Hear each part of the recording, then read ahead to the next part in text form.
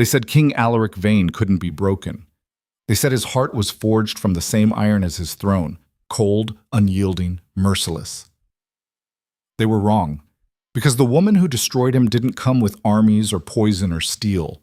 She came with a smile that promised salvation and hands soft enough to dismantle a kingdom piece by piece. By the time he realized what she was, it was already too late. His court was hers. His secrets were hers. And worst of all, his heart was hers.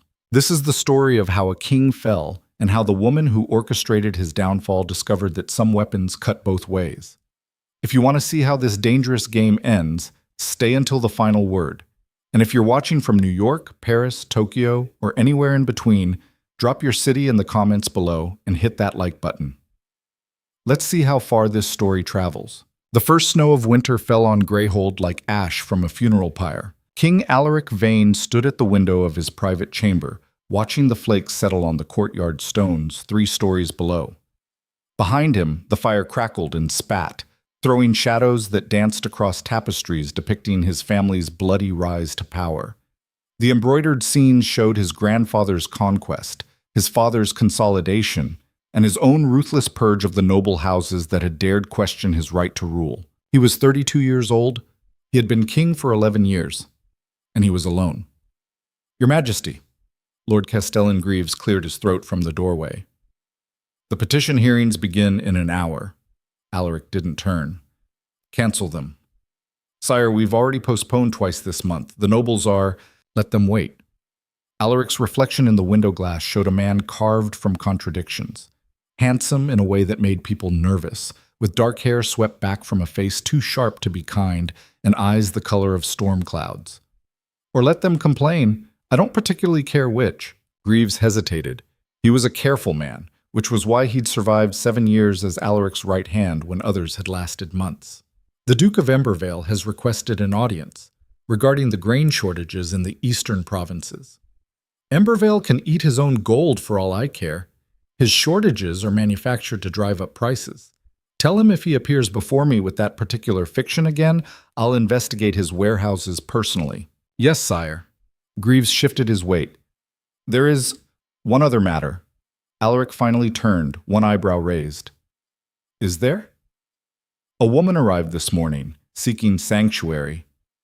"And you're telling me this why? We grant sanctuary to 36 refugees a month.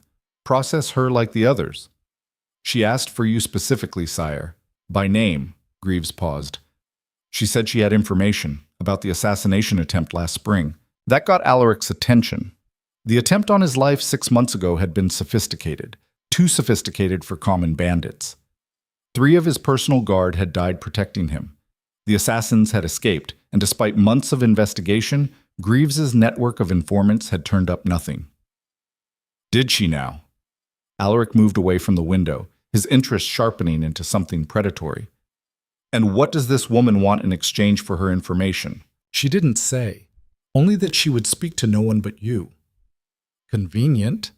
Alaric reached for his coat, a heavy thing of black wool with silver clasps. "Also suspicious. Have her searched, thoroughly, then bring her to the Rose Chamber, not the throne room. And Greaves, have 4 guards present, not 2. "Already done, sire. She's being searched now." "Efficiently paranoid as always." Alaric fastened the clasps. "What's her name?" "Lyra Vale, sire. She carries papers identifying her as a merchant's daughter from the southern provinces. The papers appear genuine, though we're still verifying." Lyra Vale. The name meant nothing to him, which either meant she was exactly what she claimed or very good at covering her tracks. Alaric found out which 30 minutes later. The Rose Chamber was a deliberate choice.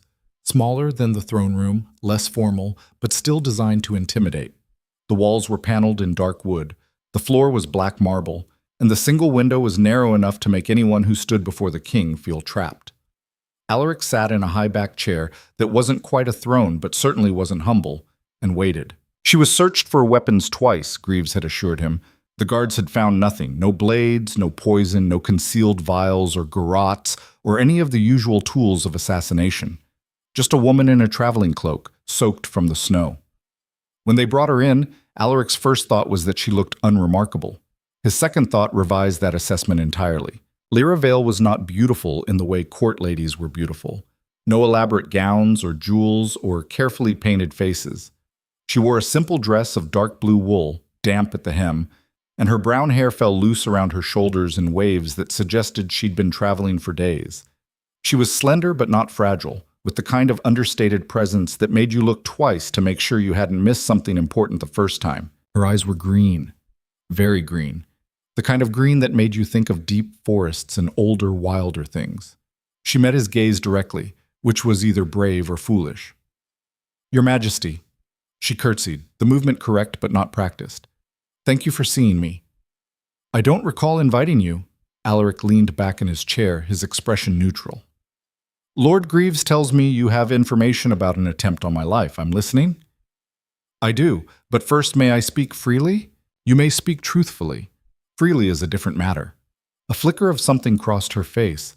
Amusement, maybe, or recognition. "Fair enough. The men who tried to kill you last spring were hired by a merchant consortium out of Whitehaven. They're planning another attempt, possibly within the month." Alaric didn't move. "That's a serious accusation. Do you have proof?" "I have names, I have dates, I have the location of their next meeting." She reached into her cloak, slowly, very slowly, and withdrew a folded piece of paper. "I also have this." One of the guards stepped forward to take it, then handed it to Alaric. He unfolded it carefully. It was a letter, unsigned, written in merchant cipher.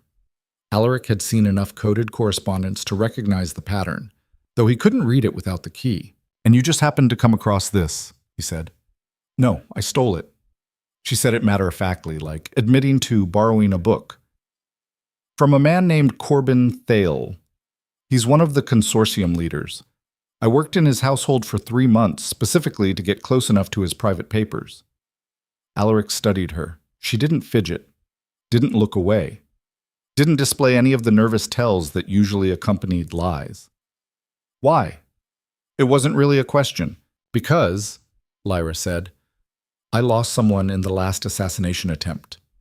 One of your guards who died was my brother." The silence that followed was heavy enough to hear the fire breathing in the hearth. "Which guard?" Alaric said finally. "Marcus Vale. He took a crossbow bolt meant for you." Her voice was steady, but something in her eyes wasn't. "He was 23. He'd been in your service for 2 years. He wrote to me every week. In his last letter, he said he'd finally found a purpose worth dying for." She paused. Turns out he was right about the dying part. Alaric remembered Marcus Vale. Young, eager, competent, one of 3 guards who'd formed a shield wall with their bodies when the ambush came. They'd bought him the seconds he needed to draw his sword and fight back. "I'm sorry for your loss," Alaric said. It was the formal response, the king's response, but he meant it. "He died with honor." "Honor doesn't bring him back." Lyra's composure cracked slightly. "And it doesn't punish the people who killed him, so I decided to do that myself. By infiltrating a merchant household and stealing evidence." Alaric set the letter aside. "Dangerous work for a civilian." "Yes, well," she met his eyes again. "Turns out I'm very good at making people trust me." There was something in the way she said it, a hint of warning, maybe, or challenge. Alaric felt the first stirring of genuine interest. This woman had spent 3 months playing a role, risking exposure and death to avenge her brother. That took patience, planning, and a particular kind of ruthlessness he recognized. "Lord Greaves," he said without looking away from Lyra, "have this letter decoded immediately. Cross-reference the names she mentioned with our existing intelligence on Whitehaven merchants. I want a full report by tomorrow morning." "Yes, sire." Greaves took the letter and left, taking 2 of the guards with him. That left 2 remaining, both positioned by the door. Alaric stood. Lyra watched him approach, her expression carefully neutral, but he saw her shoulders tense slightly. Good. She should be nervous. She was smart enough to know she'd walked into the den of a wolf. "Let's assume your information is accurate," Alaric said. "Let's assume we dismantle this conspiracy and prevent another attempt on my life. What then? What do you want, Lyra Vale?" She didn't answer immediately. Instead, she looked at him, really looked, like she was measuring something. "A place?" she said finally. "Here, in your court. I don't need titles or land or wealth, Just a position where I can be useful, where my brother's death meant something. Useful how? However you need. She gestured around the rose chamber. You're a king surrounded by nobles who smile to your face and plot behind your back. You need people who are actually loyal, people who owe you something real. I'm offering to be one of them. Alaric almost smiled. Almost. You think loyalty can be bought with a favor? No, but it can be earned with trust. Lyra took a step closer. You don't know me. I don't expect you to trust me, but give me a chance to prove I'm worth keeping around. Put me to work. Test me. If I fail, send me away. If I succeed, she shrugged. Then maybe you'll have one less knife aimed at your back. It was a good pitch. Too good, maybe. Alaric had survived 11 years on the throne by assuming everyone wanted something more than they claimed. This woman had walked into his palace, offered him valuable intelligence, and asked only for a vague position in his household. Either she was exactly what she appeared, a grieving sister seeking purpose, or she was playing a longer game. Either way, he was curious enough to find out which. There's a lady-in-waiting position currently vacant, he said. One of Duchess Merryweather's daughters recently married and left court. The role involves attending social functions, managing correspondence, occasionally advising on matters of court politics. Boring work, mostly. But it would give you access to the palace and allow me to observe your usefulness firsthand. Lyra's eyes widened slightly. You're offering me a position? Just like that? I'm offering you a trial. Fail to perform adequately, or give me any reason to doubt your intentions, and you'll be escorted out of the palace so fast you'll leave footprints in the snow. Alaric's smile was thin and sharp. Betray me, and you'll discover why my enemies tend to disappear. Do we understand each other? Perfectly, Your Majesty. Good. Alaric turned back to his chair. You'll start tomorrow. Lord Greaves will assign you quarters and explain your duties. You're dismissed. Lyra curtsied again, deeper this time, more formal, and turned to leave. She was halfway to the door when Alaric spoke again. Miss Vale. She stopped, looked back. If your information proves false, he said quietly, there won't be a trial. Do you understand? Yes, Your Majesty. Her green eyes were steady. And if it proves true?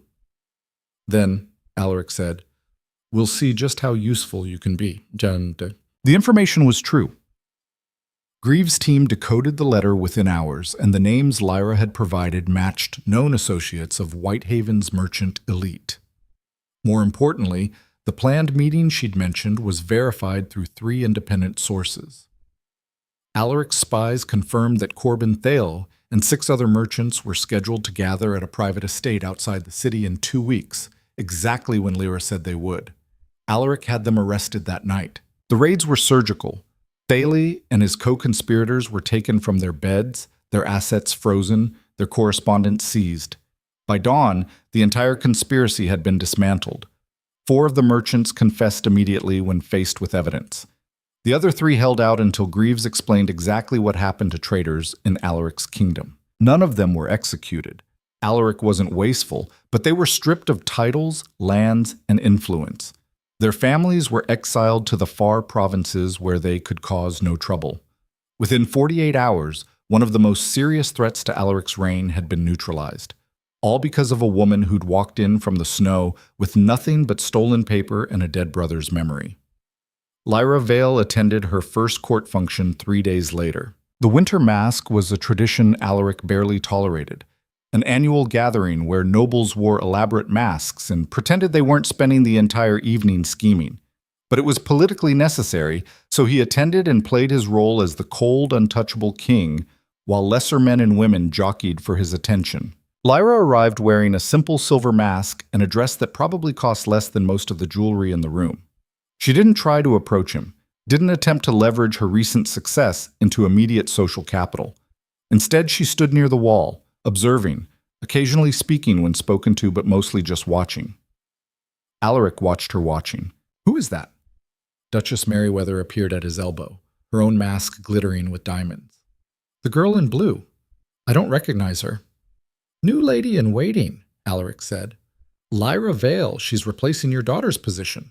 Ah. Merryweather studied Lyra with the practiced eye of a woman who'd spent 30 years navigating court politics. Pretty in an understated way. Good posture, acceptable dress sense, though clearly working with a limited budget. She paused. Is she the one who provided the intelligence on the Whitehaven conspiracy? Nothing stayed secret in court for long. Alaric had expected the story to spread. She is. Interesting. Meriwether sipped her wine. Bold move, bringing her into the inner circle so quickly. The other nobles will think you're either remarkably trusting or secretly betting her. Let them think what they want. Oh, they will. But a word of advice, Your Majesty? Meriwether's smile was sharp beneath her mask. The girl's smart. I can see it from here.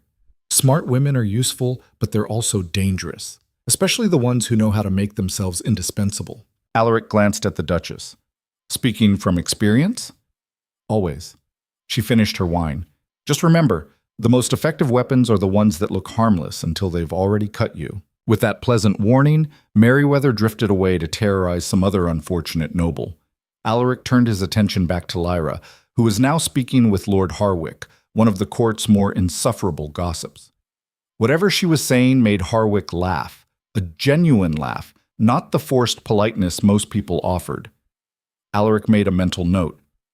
Lyra was already building connections, already making herself likable, exactly what she needed to do to survive court, or exactly what she needed to do to prepare for something else.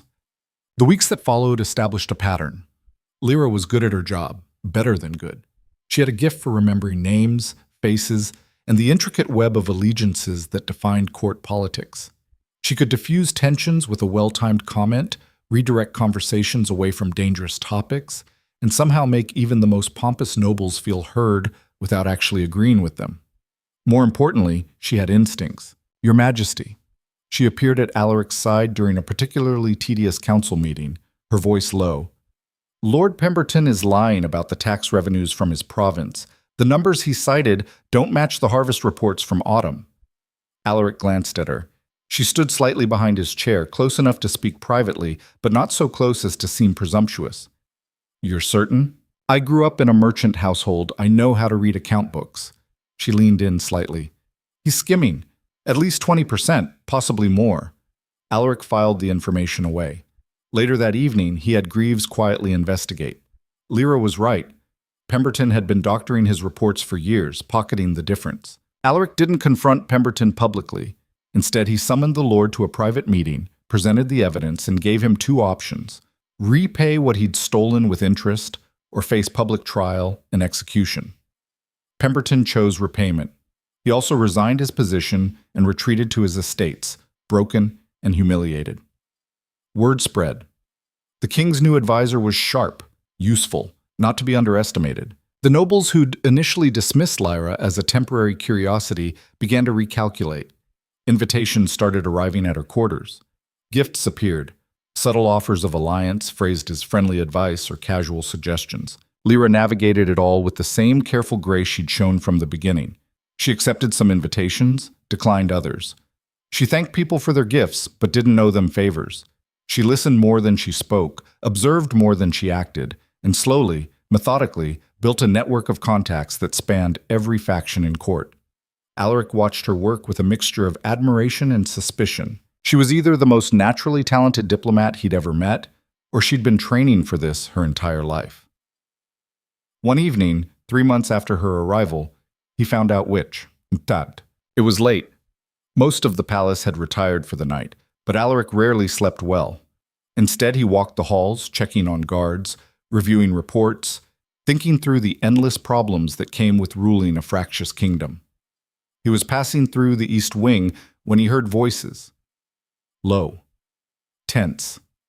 Coming from one of the sitting rooms. Alaric moved silently, a skill he'd learned young, when survival meant knowing how to move through a hostile court without being noticed. He stopped outside the door, which had been left slightly ajar, and listened.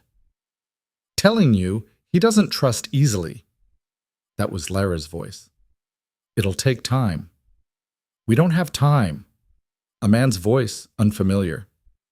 The contracts expire in 6 months. If we don't move before then, we will. But pushing too fast will ruin everything.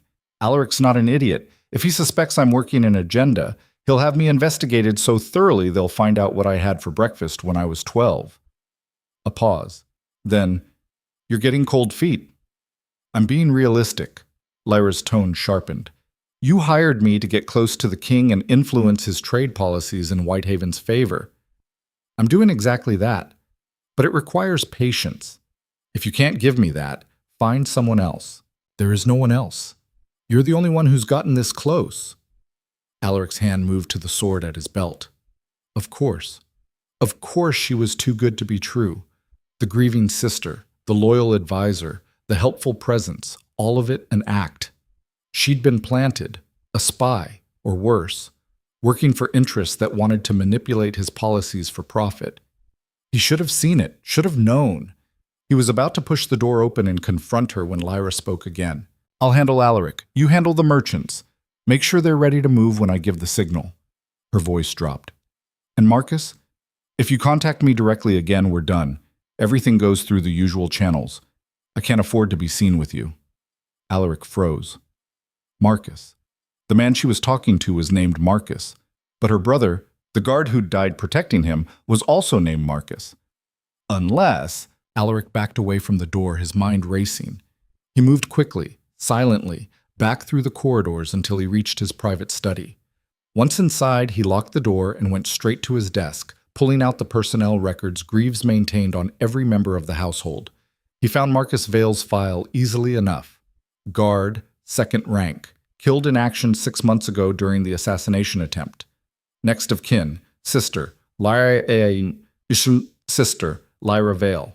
Alaric opened the file. The death certificate was there, signed by the palace physician.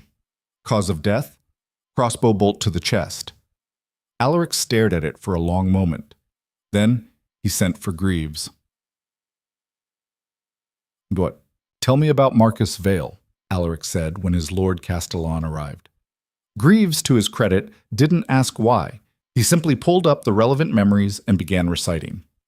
Marcus Vale, 23 at time of death, recruited from the southern provinces 2 years prior, competent fighter, loyal, died protecting you during the spring assassination attempt. Body was returned to his family for burial. His sister. Did you verify the body was sent to his family? Greaves paused. No, sire. I assigned that task to the quartermaster. Standard protocol. Get him. Now.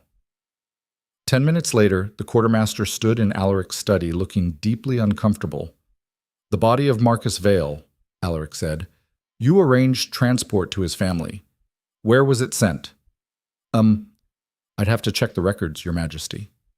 Check them. The quartermaster practically ran from the room. He returned 5 minutes later with a ledger, flipping through pages frantically. Here, Marcus Vale, body sent to Thornmere, Southern Province, signed for by... He squinted at the notation. Lyra Vale, sister. And you verified this how? Alaric said quietly. The courier brought back a signed receipt. Standard procedure, sire. Show me the receipt. More frantic page flipping. The quartermaster produced a slip of paper, worn and creased. The signature at the bottom read, Lyra Vale in a neat, flowing hand. Alaric studied it. Then he pulled out another document, a letter Lyra had written to him just yesterday, requesting approval for a minor expenditure from the household accounts. The handwriting was identical. Leave us, Alaric said. The quartermaster fled. Greaves remained, watching his king with careful eyes. Sire, she lied. Alaric set the documents side by side. About all of it. Her brother died, yes. But the rest, the grief, the revenge, the stolen intelligence. It was all a performance. Are you certain? I just heard her meeting with someone named Marcus, discussing how to manipulate me for Whitehaven's benefit. Alaric's voice was flat. She's a plant, Greaves. A very, very good one. Then we arrest her, interrogate her, find out who she's working for, and... No. Alaric stood, moving to the window. Outside, snow fell in the darkness. We do nothing. Sire? If we arrest her now, we lose the chance to find out what she's really after. She thinks I trust her. Let's keep it that way. Alaric's reflection in the window glass was cold, calculating. Give her enough rope to hang herself. Let her think she's winning. And when she finally reveals what she's really planning, we spring the trap, Greaves finished. Exactly. Alaric turned back to his castellan. But this stays between us. No one else knows. Not the guards, not the other advisors. No one. Understood. And Greaves? Have someone investigate her background. The real background. I want to know who Lyra Vale actually is, where she came from, and who trained her. Because whoever created her... Alaric's smile was thin and dangerous. They've made a very expensive mistake. The next morning, Lyra appeared at breakfast looking tired but composed. Your Majesty, she curtsied, I have the revised trade proposals you requested. Would you like to review them now or after the council meeting? Alaric studied her over his coffee. She met his eyes with the same steady green gaze she always did. No guilt, no nervousness, just professional competence. She was very, very good. Now is fine, he said, gesturing to the seat across from him. Join me. We can discuss them over breakfast. If she was surprised by the informal invitation, she didn't show it. She simply sat, spreading the documents on the table between them. For the next hour, they discussed trade routes, tariffs, and merchant regulations. Lyra's proposals were well-researched, carefully reasoned, and subtly tilted toward Whitehaven's interests. Not enough to be obvious, but enough to matter if implemented. Alaric pretended not to notice. Instead, he asked questions, probed her reasoning, and watched her adapt in real time. She was brilliant, quick thinking. She could pivot her arguments on the fly, redirect his objections, and make him think he'd reached conclusions she'd guided him toward. By the end of the conversation, Alaric understood exactly what he was dealing with. Lyra Vale wasn't just a spy. She was a weapon. Carefully crafted, precisely deployed, designed to do what no army or assassin could, get inside his defenses and change his mind. And the truly terrifying part? She was working. Because somewhere in the last 3 months, Alaric had started to trust her, to rely on her judgment, to seek her opinion on matters he normally kept private. She'd become indispensable so gradually he hadn't noticed it happening. Until now. These are good proposals, Alaric said, setting the documents aside, but I'll need more time to consider them. The Whitehaven interests are significant. Of course, Your Majesty. Lyra began gathering the papers. There's no rush. Isn't there? Alaric leaned back in his chair. You mentioned the contracts expire in 6 months. That seems like a deadline to me. He saw it. Just a flicker. Barely there and gone in a heartbeat. Surprise in her eyes. She covered it instantly, but he'd been watching for it. I only meant, she said carefully, that any changes would need to be implemented before the renewal period. But you're right. There's time to deliberate. Good. Alaric smiled, the expression not reaching his eyes. I'd hate to make a decision I'd regret. Lyra held his gaze for a moment longer, and he saw her recalculating, reassessing, wondering if she'd made a mistake. Then she curtsied and left, taking her papers and her perfectly crafted lies with her. When she was gone, Alaric sat in the silence and considered his options. He could confront her, expose her, have her arrested and interrogated until she revealed everything. But that would be wasteful. Lyra Vale had spent months building his trust, embedding herself in his court, positioning herself as invaluable. She was clearly working towards some larger goal, something beyond simple trade manipulation. Whatever it was, he wanted to know, needed to know. So instead of destroying her, he would do what he did best. He would turn her own weapon against her. He would let her think she was winning, let her believe she'd gotten inside his head, his court, his confidence. And then, when she finally made her move, whatever it was, he would be ready. Because Alaric Vane hadn't survived 11 years as king by being merciful. He'd survived by being patient.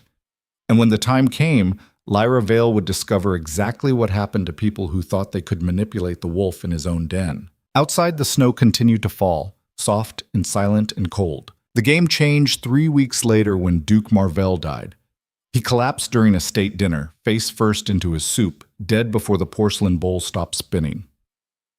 The palace physician called it a heart seizure. The Duke had been overweight, overstressed, and over 60. Natural causes, tragic but unsurprising. Alaric didn't believe in coincidences, especially not when the Duke's death opened up the single most valuable trade position in the kingdom, governor of the Northern Pass, the mountain route that controlled 90% of merchant traffic between Greyhold and the coastal provinces. Whoever held that position controlled tariffs, inspections, and effectively the flow of wealth into the capital. The Duke had been loyal, competent, incorruptible. His death was convenient for a lot of people. Natural causes, Greaves said, setting the physician's report on Alaric's desk. No signs of poison, no suspicious circumstances. The Duke's health had been declining for months. Had it? Alaric didn't look up from the letter he was reading. A petition from 3 different noble houses, all requesting consideration for the now vacant governorship. Funny how no one mentioned his declining health until after he died. Sire, I understand your suspicion, but sometimes people just die. The Duke was old. Old men die. I accept that. Alaric set the letter aside. What I don't accept is the timing. We're 3 months from the Whitehaven contract renewals, the Northern Pass governorship just became available, and I have a spy in my household who's been positioning herself to influence my trade policies. He looked up at Greaves. You don't find that pattern interesting? I find it concerning, but without proof. Then get me proof. Alaric stood, pacing to the window. Outside, spring had finally broken through winter's grip. The snow was melting, revealing dead gardens and mud. Exhume the Duke's body. Have it examined again, this time by someone who isn't the palace physician. Someone with no loyalty to anyone in this court. Greaves hesitated. That will cause talk, sire. Accusations of paranoia. The nobles already whisper that you see conspiracies everywhere. Let them whisper. I've survived 11 years by seeing conspiracies everywhere. Alaric turned back to his castellan. Do it quietly. And Greaves, watch who reacts when word gets out. Innocent people won't care about an autopsy. Guilty ones will. Yes, sire. After Greaves left, Alaric returned to his desk and the growing pile of petitions. Each one made elaborate arguments for why their particular candidate should govern the Northern Pass. Each one promised loyalty, efficiency, increased revenue. Each one was probably lying. He was halfway through Lord Pemberton's embarrassingly transparent bribe attempt when someone knocked. Enter. Lyra stepped in carrying a leather folder. She'd adapted to court life with remarkable speed. Her dresses were better tailored now, her hair styled in the fashion popular among noble ladies, though she still avoided excessive jewelry. The effect was deliberate, Alaric knew, refined enough to belong, simple enough not to threaten. Your Majesty, she set the folder on his desk. The updated trade assessments you requested, including impact projections for each province. Efficient as always, Alaric gestured to the chair across from him. Sit. I want your opinion on something. She sat, folding her hands in her lap, waiting. Duke Marvell's death leaves the Northern Pass governorship vacant, Alaric said. I'm being buried in recommendations. Who would you appoint? He watched her carefully. This was a test, one she didn't know she was taking. Lyra considered the question for a long moment. May I speak candidly? I expect nothing less. Then I'd say the position shouldn't be filled immediately. The Northern Pass is too valuable to rush. Take your time, let the candidates reveal themselves. See who's desperate, who's patient, who tries to buy influence. She paused. The wrong choice there could cost you the entire northern economy. And the right choice? Someone with no existing ties to merchant interests. Someone who can't be bought because they don't need money and can't be threatened because they have nothing to lose. She met his eyes. Someone loyal to you, not to profit. It was a good answer, too good, because it was exactly what Alaric would have said himself. That's a very short list, he said. Yes, which is why you should consider making it a military appointment instead of a political one. Put a general in charge, someone who understands security and logistics, but doesn't care about trade politics. Alaric leaned back in his chair. That would upset every merchant house in the kingdom. It would, but it would also send a message that the Northern Pass serves the Crown's interests, not their profit margins. Lyra's expression was calm, professional. Of course, if you prefer a traditional appointment, I can provide a list of candidates with minimal merchant connections. Do that, but include the military option as well. Alaric watched her make a note in her folder. You're very good at this, you know. She looked up, genuinely surprised. At what, Your Majesty? Strategy? You think 3 moves ahead. Most advisors can barely manage 1. A faint smile crossed her face. I had a good teacher. Your father? The merchant? Among others. She closed the folder. Will there be anything else, sire?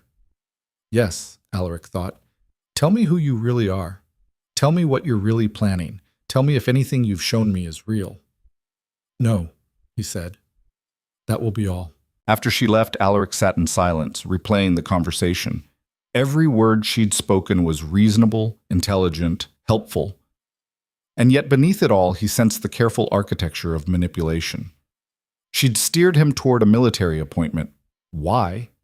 Because it served her agenda, or because it genuinely was the best choice?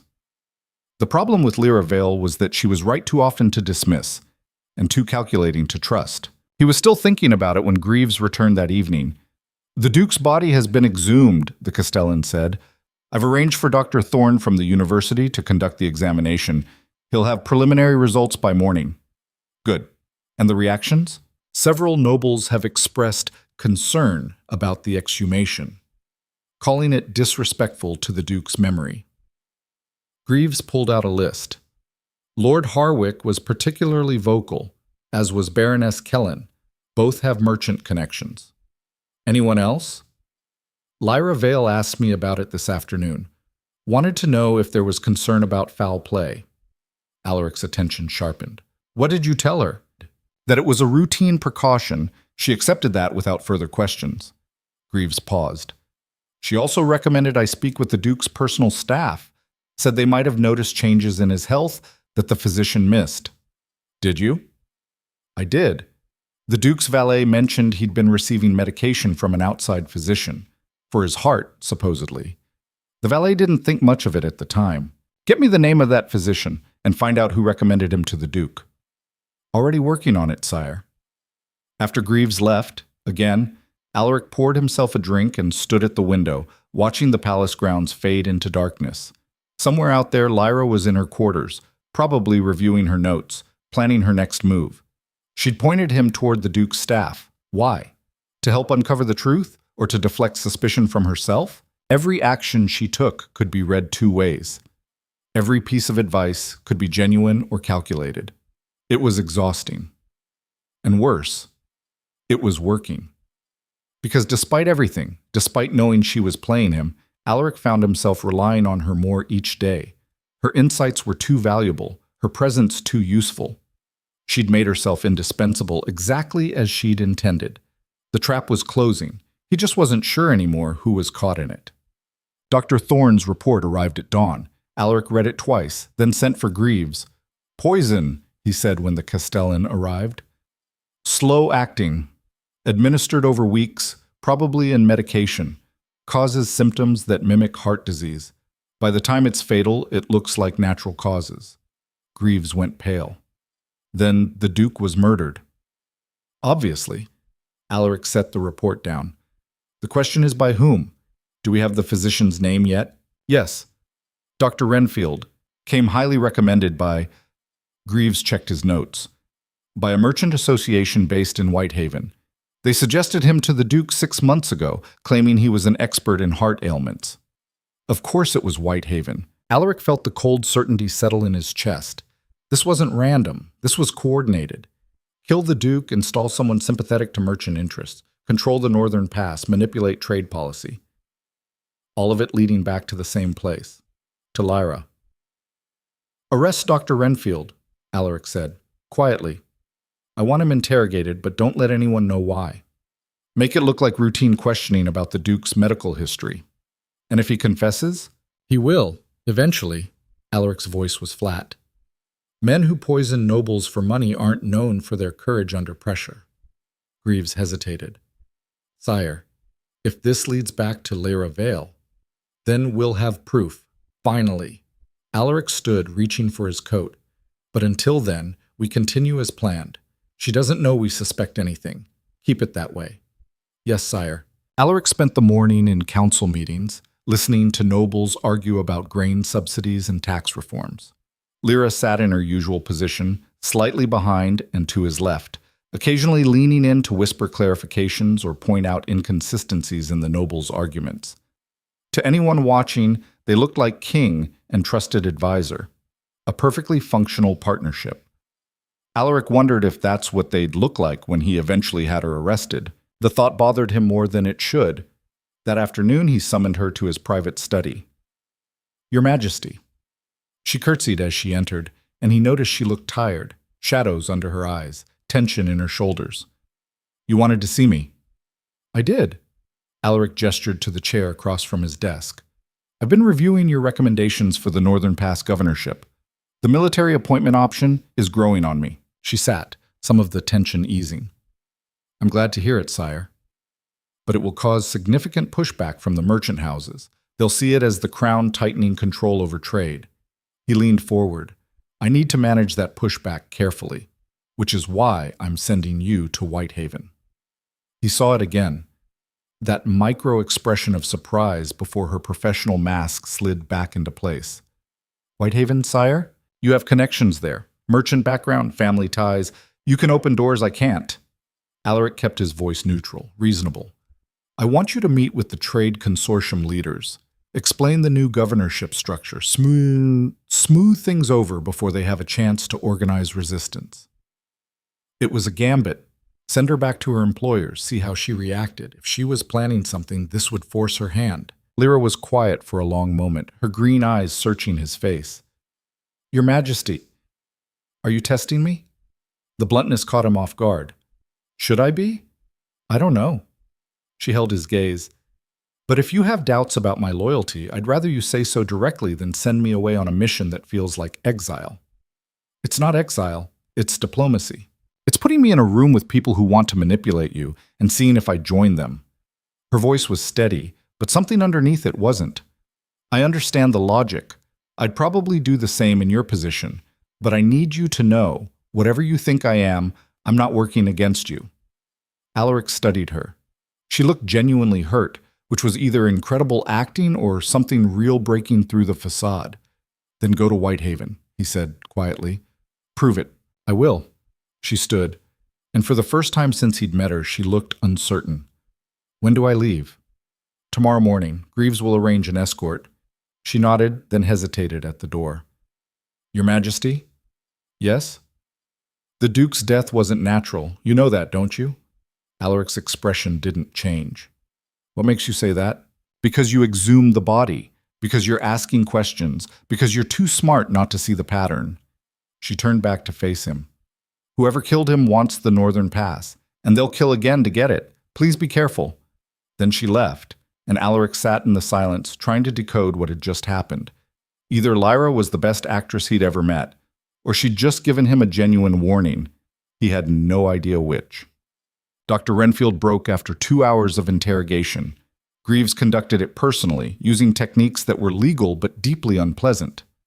By the time he finished, the doctor had confessed everything: the poison, the payment, the instructions he'd received, but not the source. "He doesn't know who hired him," Greaves reported that evening. "Communication was through intermediaries, dead drops and coded messages. Whoever organized this was careful. Too careful." Alaric paced his study, restless. "Professional. This wasn't some merchant consortium fumbling through an assassination. This was planned by someone who understands how to insulate themselves. The payments came from a Whitehaven bank. We're tracing the account now, but it'll be a shell company, layers of false names and proxy holders." Alaric stopped at the window. "We won't find them that way." "Then how do we find them, sire?" "We wait. They killed the Duke to open the governorship. They'll make a move for it soon." Alaric turned back to Greaves. "Watch every noble who lobbies for that position. Cross-reference their connections to Whitehaven. Look for patterns." "And Lyra?" "She leaves for Whitehaven tomorrow. Have her followed, discreetly. I want to know everyone she meets with, every conversation she has. If she's part of this, she'll lead us to them." Greaves nodded slowly. "And if she's not, then we've wasted resources on surveillance." Alaric returned to his desk. "But my instincts tell me she's exactly what we're looking for." "Your instincts have kept you alive this long." "Yes, they have." Alaric sat down, pulling out a fresh sheet of paper. "Which is why I'm not ignoring them now, even if—" He trailed off. Greaves waited.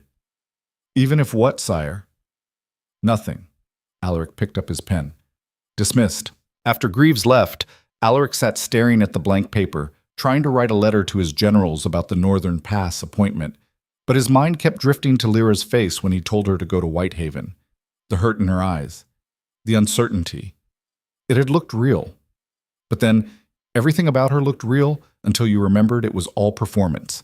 He forced himself to focus on the letter. Strategy. Logic. These were things he understood. These were things that kept him alive. Feelings were dangerous. Feelings got kings killed. He was still writing when a guard knocked urgently. "Your Majesty, there's been an incident in the East Wing."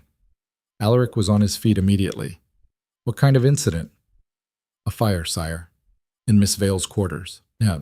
By the time Alaric reached the East Wing, half the palace guard was already there, hauling buckets from the courtyard fountain. Smoke poured from Lyra's chambers, thick and black. "Is she inside?" Alaric grabbed the nearest guard. "Don't know, sire, we just arrived." Alaric didn't wait for the rest. He pushed past the guards into the smoke-filled corridor. The heat hit him like a wall, choking and intense. He could hear flames crackling somewhere ahead, consuming wood and fabric. "Lyra!" He moved forward, one hand covering his mouth, eyes streaming. "Lyra!" No answer. He kicked open the door to her sitting room. Flames crawled up the curtains, across the furniture, eating everything. The air was poison. And there, collapsed near the window, was Lyra. Alaric crossed the room in 3 strides, grabbed her under the arms, and hauled her toward the door. She was dead weight, unconscious or worse. The smoke made his lungs scream. His vision blurred. He made it to the corridor, then to the stairs, guards rushing up to help. They carried her down, out into the courtyard where the air was clean and cold. Lyra wasn't breathing. "Get the physician!" Alaric knelt beside her, checking for a pulse. There, faint, irregular. "Now!" One of the guards ran. Alaric tilted Lyra's head back, cleared her airway, and pressed hard on her chest. Once, twice, 3 times. Nothing. He bent down, breathed into her mouth. Pressed again. Counting. Breathing. Pressing. "Come on." A cough. Weak, then stronger. Lyra jerked, turned to her side, and vomited smoke-blackened fluid onto the courtyard stones. Alaric held her shoulders as she gasped and choked, fighting for air. When she could finally breathe, she looked up at him with streaming eyes. "Your Majesty," she wheezed, "did you just save my life?" Apparently. Alaric sat back, his own breathing ragged. "Though I'm reconsidering the decision." She might have laughed. It was hard to tell through the coughing. The physician arrived and took over, checking Lyra's vitals while Alaric stood and watched the East Wing burn. Guards had contained the fire, but her chambers were destroyed. Everything in them, clothes, papers, personal belongings, gone. "How did it start?" he asked Greaves, who appeared at his elbow. "Unknown, sire. We're investigating, but—" Greaves lowered his voice. "The fire started in 3 separate locations simultaneously. This wasn't an accident." Alaric looked down at Lyra, who was now sitting up, wrapped in a blanket the physician had provided. She looked small, vulnerable, nothing like the calculating manipulator he'd convinced himself she was. "Someone tried to kill her," he said quietly. "It appears so." "Why?" "I don't know, sire, but I intend to find out." Alaric watched as 2 guards helped Lyra to her feet. She was unsteady, leaning heavily on their support. As they passed him, she caught his eye. "Thank you," she said. Just that. 2 words. He nodded. Then she was gone, escorted to the physician's quarters for treatment, and Alaric was left standing in the courtyard, covered in soot and smoke, trying to understand what had just happened. Someone had murdered the Duke. Someone had just tried to murder Lyra. Either they were connected, or this was the worst coincidence in history. "Greaves." "Sire?" "Cancel her trip to Whitehaven. She's not going anywhere until we find out who did this." Alaric started walking back toward his chambers. "And double her guard detail. If someone tries again, I want them taken alive. We're going to have a very thorough conversation." "Yes, sire." Back in his study, Alaric poured himself a drink with shaking hands. The smoke was still in his lungs, making every breath taste like ash. He drank, coughed, and tried to think. If Lyra was working with whoever killed the Duke, why would they try to kill her? Unless she'd become a liability, unless she'd failed at some task and they were cleaning up loose ends. or unless she wasn't working with them at all, unless everything he'd assumed about her was wrong. Alaric set down his glass and pulled out the file Greaves had compiled on Lyra's background. Merchant's daughter from the southern provinces. Brother killed in the assassination attempt. Clean record, no criminal associations, no suspicious connections. It was too clean. He'd known that from the start, known it and ignored it because the evidence against her seemed so obvious. But what if the evidence was planted? What if someone wanted him to suspect her, to distrust her, to push her away? What if the real conspiracy was counting on him being too paranoid to accept help when it was genuinely offered? Alaric stared at the file, at Lyra's signature on the bottom of her application letter. The same signature he'd seen on the receipt for her brother's body. The same handwriting in every note she'd written.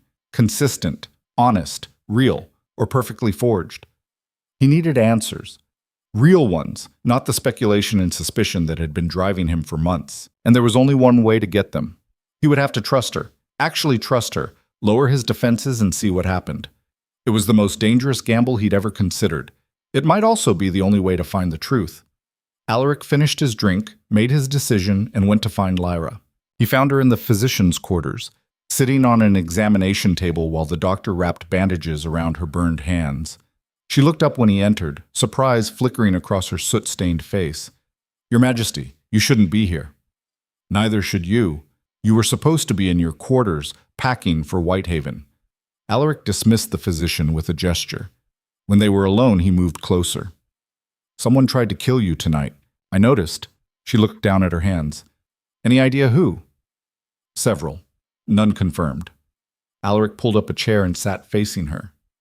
"I need to ask you something, and I need an honest answer." "All right. Are you working for Whitehaven's Merchant Consortium?"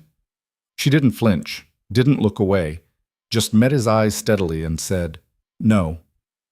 "Were you ever?" "No."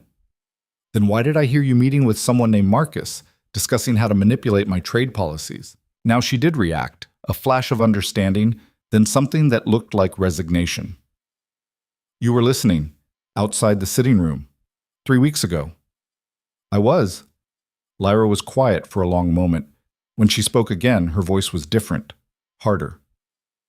"Marcus is my contact in the Merchant Intelligence Network, but not Whitehaven's network, yours." Alaric went very still. "Explain." "Lord Greaves recruited me 8 months ago, before I ever came to this palace. He needed someone who could move in merchant circles without suspicion, gather intelligence on trade conspiracies, feed him information." She looked at him directly.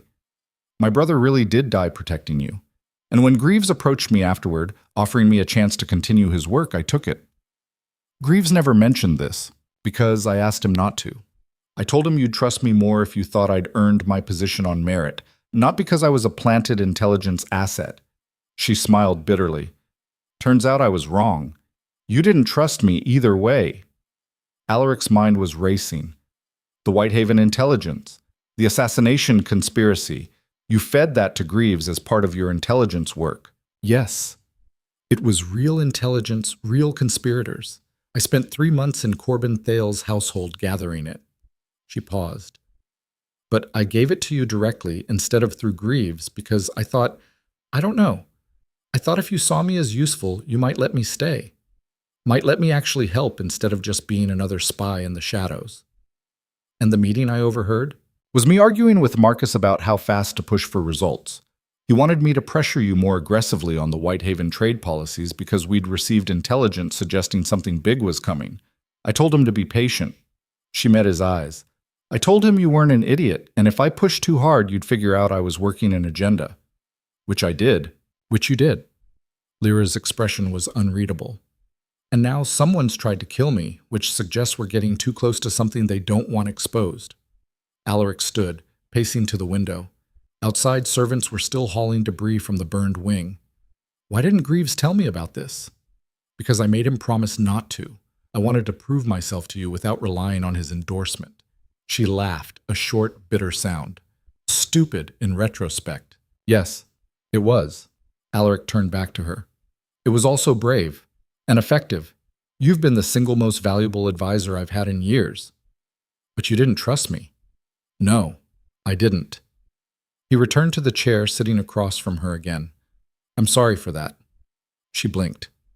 You're apologizing? I'm acknowledging that I was wrong. There's a difference. Alaric leaned forward. But here's what happens now. You're going to tell me everything you know about this conspiracy. Every piece of intelligence you've gathered, every suspicion you have, every connection you've made. And I'm going to stop treating you like a threat and start treating you like an ally. And if I betray that trust, then I'll kill you myself. He said it matter-of-factly, without heat. But I don't think you will. Because I think you're exactly what you've always claimed to be, someone who wants to finish her brother's work. Lyra stared at him for a long moment. Then she nodded. All right. Where do we start? With whoever tried to burn you alive tonight. Alaric stood. Because that person just made their first real mistake. They showed us they're afraid. Afraid of what? Of us, Alaric said. Working together. He extended his hand. She looked at it, then took it. Her grip was strong despite the bandages. And for the first time since she'd walked into his palace, Alaric allowed himself to believe she might actually be on his side. It was either the smartest decision he'd ever made, or the one that would finally get him killed. The first rule Alaric learned as a child was simple. Trust no one completely, not even yourself. His father had taught him that lesson with a knife to the ribs. Not fatal, just educational. The old king had wanted his son to understand that survival meant constant vigilance, that affection was weakness, that love was a blade someone would eventually use against you. Standing in the physician's quarters, his hand still clasping Lyra's, Alaric wondered if he'd just broken that rule for the first time in his life. He released her grip and stepped back. Get some rest. We'll start in the morning. Your Majesty, that's not a suggestion. He was already moving toward the door. You nearly died tonight. Sleep. Recover. We'll need you sharp for what comes next. She opened her mouth to argue, then seemed to think better of it. Yes, sire. Alaric left before she could see the doubt creeping into his expression. Trust was a luxury kings couldn't afford, and he'd just gambled everything on a woman who'd spent months lying to him, even if those lies were allegedly in service to his own spy master. He found Greaves in the war room, bent over a map of the palace grounds with 3 senior guards. Out, Alaric told the guards. They left quickly. When the door closed, Greaves straightened. Sire, I can explain. You recruited Lyra Vale 8 months ago to gather merchant intelligence. It wasn't a question.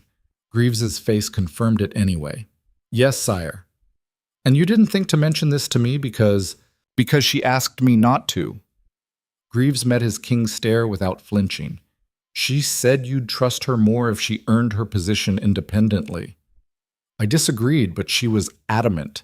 And frankly, sire, she was right. You've relied on her advice more in 3 months than you've relied on mine in 3 years. Alaric moved to the window, fighting the urge to put his fist through it. I don't appreciate being manipulated by my own people.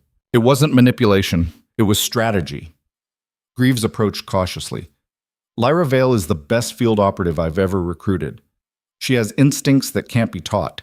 And yes, she played a role with you, but only because she knew you'd see through anything less than complete authenticity. Complete authenticity, Alaric repeated. She lied about who she was working for. She omitted information. There's a difference. Greaves set a folder on the table between them. This is everything she's gathered in 8 months.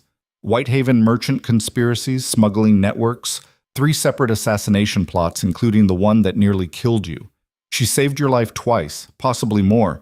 Whatever you think about her methods, the results speak for themselves. Alaric opened the folder. Page after page of intelligence reports, all in Lyra's neat handwriting. Names, dates, connections. A web of corruption and conspiracy so extensive it made his head spin. Half the noble houses in this kingdom are compromised, he said quietly. At least half. Lyra's been building this map for months. She was about to bring it to you when someone tried to burn her alive. Alaric looked up sharply. You think the fire was related to this? I think she got too close to something. Someone panicked.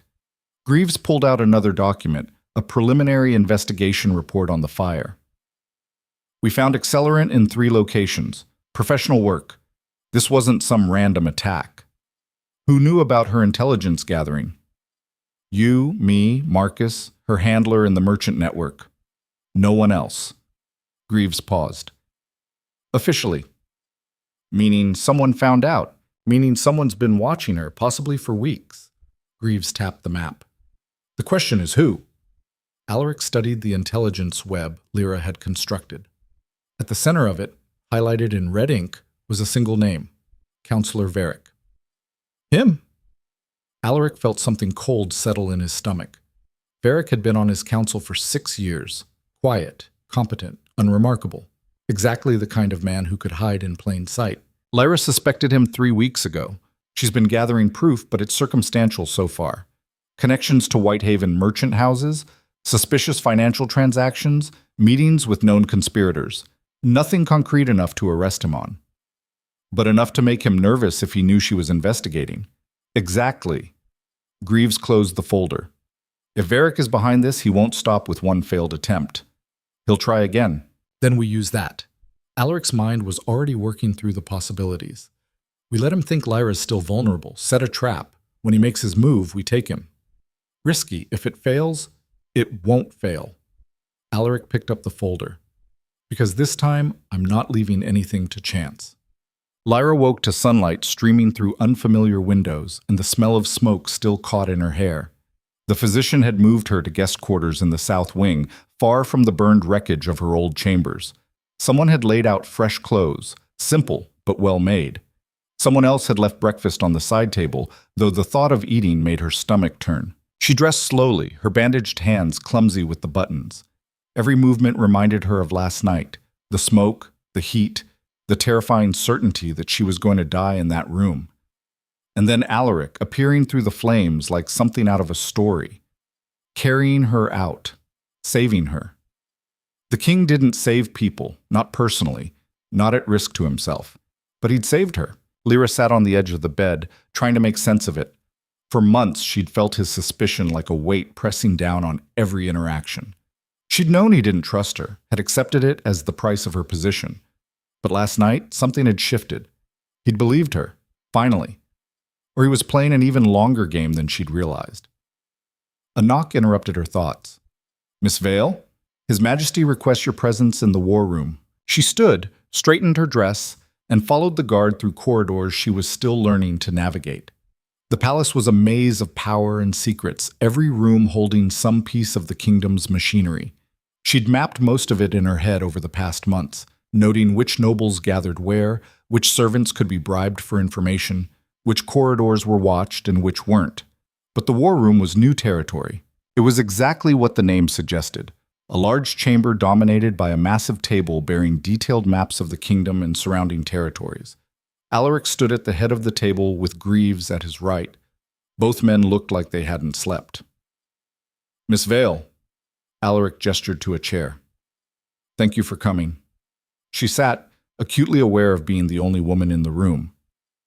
Of course, Your Majesty. We've been reviewing the intelligence you've gathered.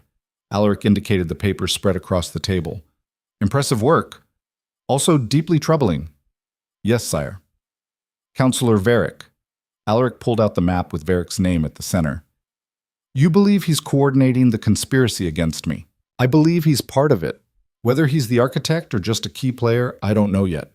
Lyra leaned forward, pointing to specific connections. But look at the pattern.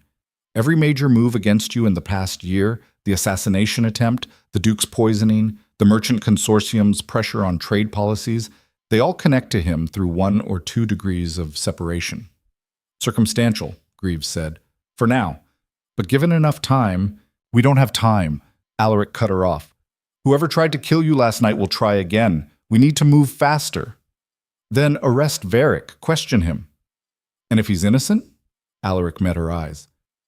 Or if he's just one piece of a larger network. Arresting him tips our hand. The real architects disappear, and we're left with nothing. Lyra understood immediately. You want to use me as bait. I want to give Varick enough rope to hang himself.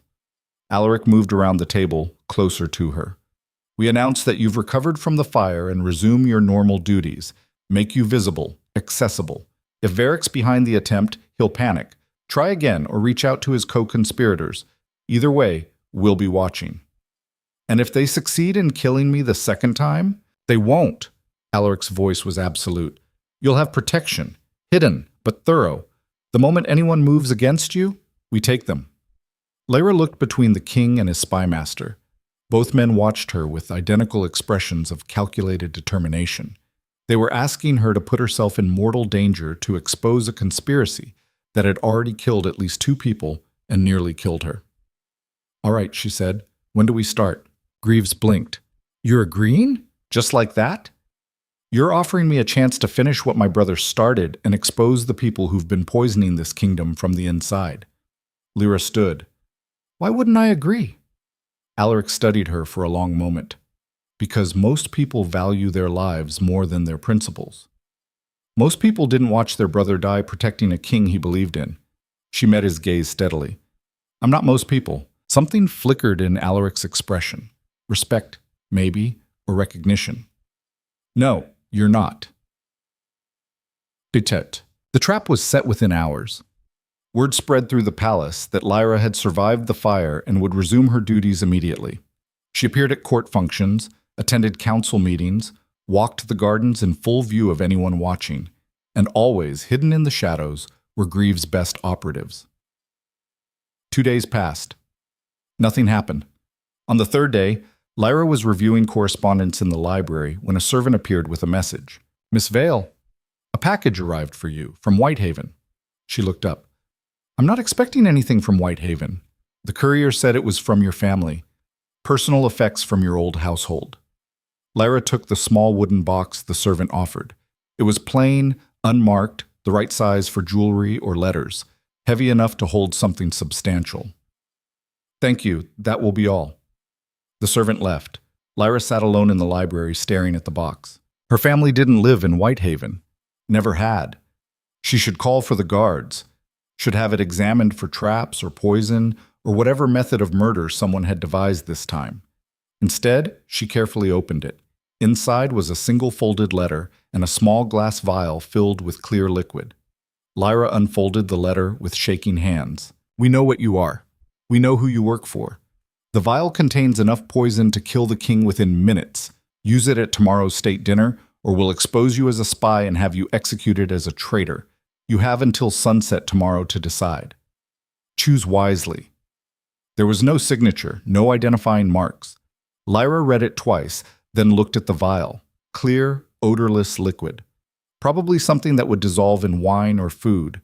Undetectable until it was too late. They'd just handed her the perfect weapon to assassinate Alaric, and if she refused, they'd destroy her credibility and likely her life. She should go to Alaric immediately, show him the letter, turn over the poison, use it as evidence of the conspiracy. But something stopped her. If she went to Alaric now, the conspirators would know the trap had failed. They'd scatter, cover their tracks, and the investigation would dead end with some low-level courier who knew nothing useful. But if she played along... Lyra carefully refolded the letter and pocketed the vial.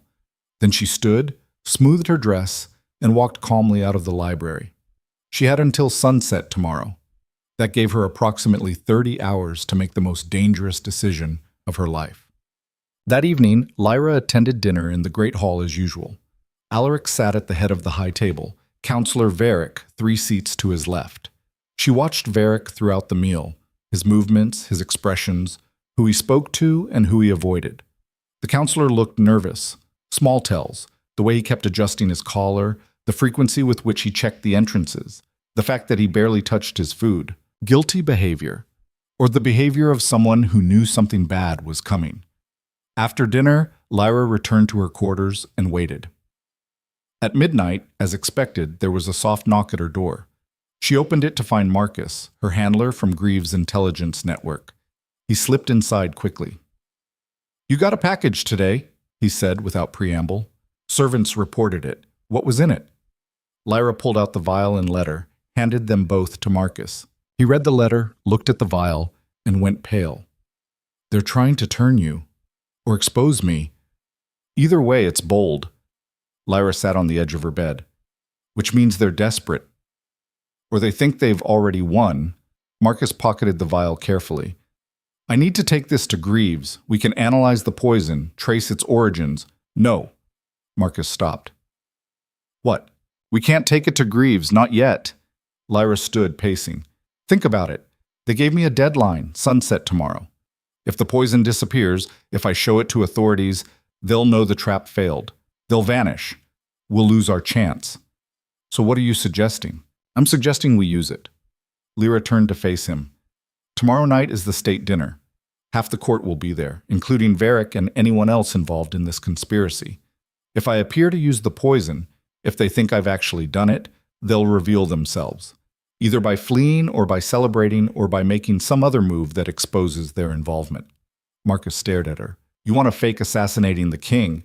I want to create the appearance of following their orders while actually exposing them. Lyra moved closer, urgent now. It's the only way to catch everyone involved, not just the courier who delivered the package. It's insane. Alaric will never agree to it. Then I won't ask his permission. Lyra met Marcus's eyes. I'm asking yours. Can you get me a substitute for the poison? Something that looks identical but won't actually harm anyone? Lyra, can you do it? Marcus was quiet for a long moment. Yes. But if this goes wrong, it won't. She hoped she sounded more confident than she felt. Trust me. That's what worries me. Marcus moved toward the door. You have until tomorrow evening. After that, if you haven't used the substitute, I'm telling Greaves everything. Fair enough? After he left, Lyra sat in the darkness and tried not to think about all the ways this plan could fail. She was betting her life that she could fool the conspirators long enough to expose them, betting Alaric's trust that she was doing the right thing by not telling him. But if she succeeded, they'd have everything. The conspirators, their methods, their network. All of it. And if she failed, she'd be executed as a traitor. The gamble was worth it. It had to be. Well, the state dinner the following evening was exactly as tedious as every other court function Lyra had attended. Nobles in expensive clothes making expensive small talk, jockeying for position and favor. Alaric presiding over it all with his usual cold detachment. Lyra sat in her assigned position, 3 seats down from the king. Close enough to observe, far enough to avoid drawing too much attention. In her pocket was the vial Marcus had provided, water mixed with a harmless sedative that would cause temporary drowsiness, but nothing more. She'd tested it herself an hour ago. The effect was convincing enough to pass for poison if no one looked too closely. The plan was simple. Wait until the second course. Add the fake poison to Alaric's wine when the servants refreshed the cups. Make it obvious enough that anyone watching would see it, subtle enough that casual observers wouldn't. Then wait for the conspirators to reveal themselves. Simple. Except for the part where she was committing apparent treason in front of the entire court. The first course came and went. Conversation flowed around her. Lord Harwick complaining about grain prices. Duchess Meriwether gossiping about some minor scandal. Councillor Varric sitting silent and tense 3 seats from the king. The servants cleared plates, brought fresh wine. This was it. Lyra stood, making a show of adjusting her chair. As she sat back down, she bumped the table slightly, causing the wine cups to shift. In the moment of confusion, she pulled out the vial and emptied it into Alaric's cup. She saw at least 3 people notice. A servant, Lord Pemberton, and Councillor Varric, whose eyes went wide. Lyra calmly pocketed the empty vial and resumed eating. Alaric reached for his wine. Every muscle in Lyra's body went rigid. She'd told Marcus to substitute the poison. But what if something had gone wrong? What if the vial had been switched back? What if she was about to watch the king die because of her arrogance? Alaric raised the cup to his lips, drank, set it down and continued his conversation with the noble beside him. Lyra forced herself to breathe normally, to keep eating, to show no reaction. Minutes passed. 5, 10. Alaric excused himself from the table. I'm afraid I'm feeling unwell. Please, continue without me. He stood, a bit unsteady, the sedative working, and left the hall with 2 guards. The court murmured with concern. Servants rushed after him. Nobles exchanged worried glances, and Councillor Varric stood abruptly and left through the side entrance. Lyra waited 30 seconds, then followed. The corridor outside the great hall was empty except for servants hurrying to attend the supposedly ill king. Lyra moved quickly through the palace, tracking Varric by sound. Rapid footsteps, a door closing, muffled voices. She found him in a small receiving room, speaking urgently to 2 men she didn't recognize. It's done. She actually did it. Varric's voice was shaking. We need to leave. Now. Before they realize what? Alaric's voice came from the doorway. Varric spun. The king stood there, looking perfectly healthy, flanked by Greaves and 6 guards. Your Majesty, I can explain. I'm sure you can. Alaric stepped into the room. But first, let's discuss why you just congratulated 2 known Whitehaven agents on my apparent poisoning. Varric's face went white. This isn't. Arrest them, Alaric told the guards. All 3. And someone find Lyra Vale. She should be here, Lyra said, stepping out from the shadows where she'd been watching. I followed Varric from the great hall. Alaric's eyes locked onto hers. In them, she saw fury and something else. Betrayal, maybe. Or disappointment. You poisoned my wine. I appeared to poison your wine, she corrected. It was water and sedative. Marcus provided it this morning after I received this. She pulled out the letter and the original vial. They tried to turn me. I decided to turn them instead. Greaves took the vial and letter, examined both. She's telling the truth, sire. This vial contains actual poison. The one she used was harmless. You orchestrated this. Alaric's voice was dangerously quiet. Without consulting me. Without permission. You made yourself appear to commit treason in front of the entire court. I created an opportunity to expose the conspiracy, Lyra said. And it worked. Varric just confessed in front of witnesses. She's lying! Varric struggled against the guards holding him. This is a trap. It absolutely is, Alaric said. And you walked right into it. He turned to Greaves. Take them to the dungeons. Separate cells. I want full interrogations by morning. As the guards dragged the 3 men away, Alaric approached Lyra. They stood in the empty room, the sounds of the court dinner continuing faintly in the distance. You took an enormous risk, he said. Yes. You made me look weak in front of my nobles. Temporarily. You could have been killed if any part of your plan failed. But it didn't fail. Lyra met his stare. We have Varric. We have his contacts. We can break this conspiracy open. We also have an entire court that just watched you apparently poison me. Alaric's jaw was tight. That makes you either the most valuable asset I have or the most dangerous liability. I haven't decided which yet. Then let me help you decide. Lyra pulled out a folded paper from inside her sleeve. This is a list of every noble who reacted to your poisoning with satisfaction rather than concern. 7 names. All potential co-conspirators. All people we need to investigate. Alaric took the list, scanned it. You were watching the court while executing your plan? I'm good at multitasking. For a moment, she thought he might actually smile. Then his expression hardened again. This doesn't mean I trust you. I know. It means I'm willing to see where this leads, nothing more. Understood. Alaric moved toward the door, then stopped. For what it's worth, that was either the bravest or stupidest thing I've ever seen someone do in my court. Can it be both? This time he did smile. Barely. We'll see. Then he was gone, and Lyra was left standing alone in the room where she'd just gambled everything on a plan that could have ended with her execution. It had worked, but only because she'd been willing to risk looking like exactly what the conspirators wanted her to be, a traitor willing to kill for the right price.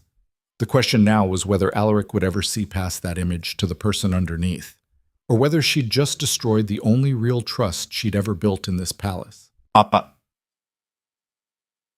The interrogations lasted 3 days. Varric broke first, confessing to his role in coordinating communication between various merchant houses and nobles opposed to Alaric's rule. He named names, provided dates, outlined a conspiracy so extensive that Greaves needed additional staff just to track all the connections. The Duke's poisoning had been Varric's idea, clear the path for someone sympathetic to merchant interests to take the Northern Pass governorship. The fire in Lyra's quarters had been his panic response when he realized she was investigating him. The attempt to turn her with the poison had been a desperate last move when the fire failed. All of it orchestrated by a man who'd sat on Alaric's council for 6 years, offering advice and feigning loyalty while systematically undermining the throne. The 2 Whitehaven agents gave up their employers. A consortium of 8 merchant houses who'd pooled resources to destabilize the kingdom's trade policies in their favor. Greaves dispatched teams to arrest the merchant leaders before they could flee. Within a week, The conspiracy was dismantled. 23 arrests, 14 estates seized. One of the largest threats to Alaric's reign neutralized, all because Lyra had been willing to fake poisoning the king in front of his entire court. The nobles, of course, were scandalized. Rumors spread like fire that Lyra was a secret assassin, that she'd actually tried to kill Alaric and been caught, that the king had pardoned her for some unknown reason, that she was blackmailing him, that they were lovers, that she was a witch. Alaric ignored all of it.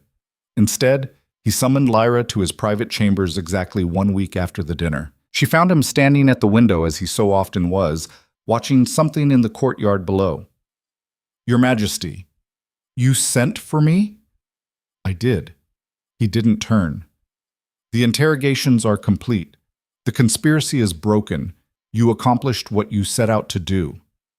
"We accomplished it," she corrected. "I couldn't have done it without your resources.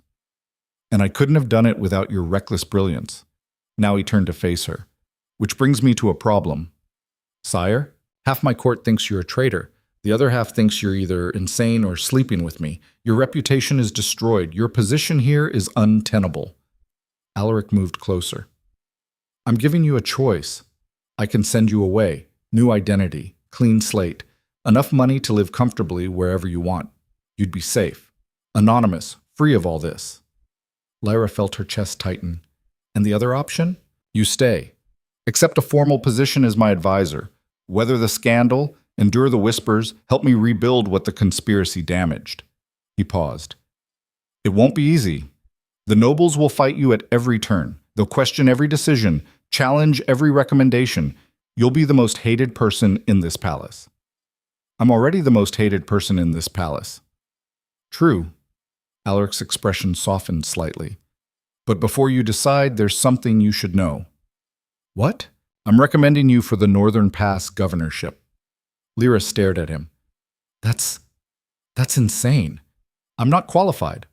I have no military experience, no administrative background. You have something better. You have the ability to see systems, understand corruption, and root it out before it spreads."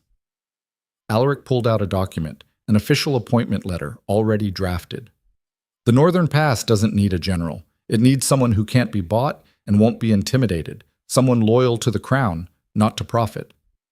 The nobles will revolt. Let them. I'm tired of making decisions based on what keeps them comfortable." He set the letter on the table between them. "This is your choice, Lyra. Walk away clean, or stay and help me turn this kingdom into something better than it is. But choose now, because once I announce this appointment, there's no going back." Lyra looked at the letter. Her name, written in formal script. The seal of the crown pressed into wax at the bottom. Everything she'd worked for. Everything her brother had died for. And all she had to do was accept the most dangerous position in the kingdom and make herself a target for every corrupt noble who'd just watched their conspiracy collapse. She picked up the letter. "I'll need new quarters," she said. "The south wing is too far from the war room." Alaric's smile was genuine this time. "Already arranged.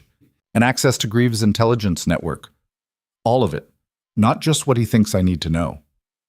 "Done. And I want Marcus as my assistant.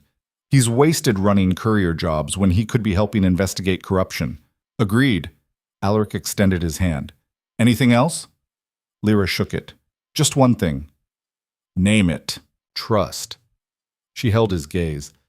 "Real trust. Not the kind where you have me followed and monitored and second-guessed at every turn. If we're doing this, if I'm going to help you rebuild this kingdom, I need to know you actually believe I'm on your side." Alaric was quiet for a long moment. When he spoke, his voice was careful, measured. "I'm not good at trust. It's not something I learned growing up. Every person who claimed to care about me either betrayed me or died. Sometimes both. I know. But you saved my life anyway. You listened when I explained. You're standing here offering me power instead of having me executed." Lyra stepped closer. "That tells me you're capable of trust. You're just afraid of it."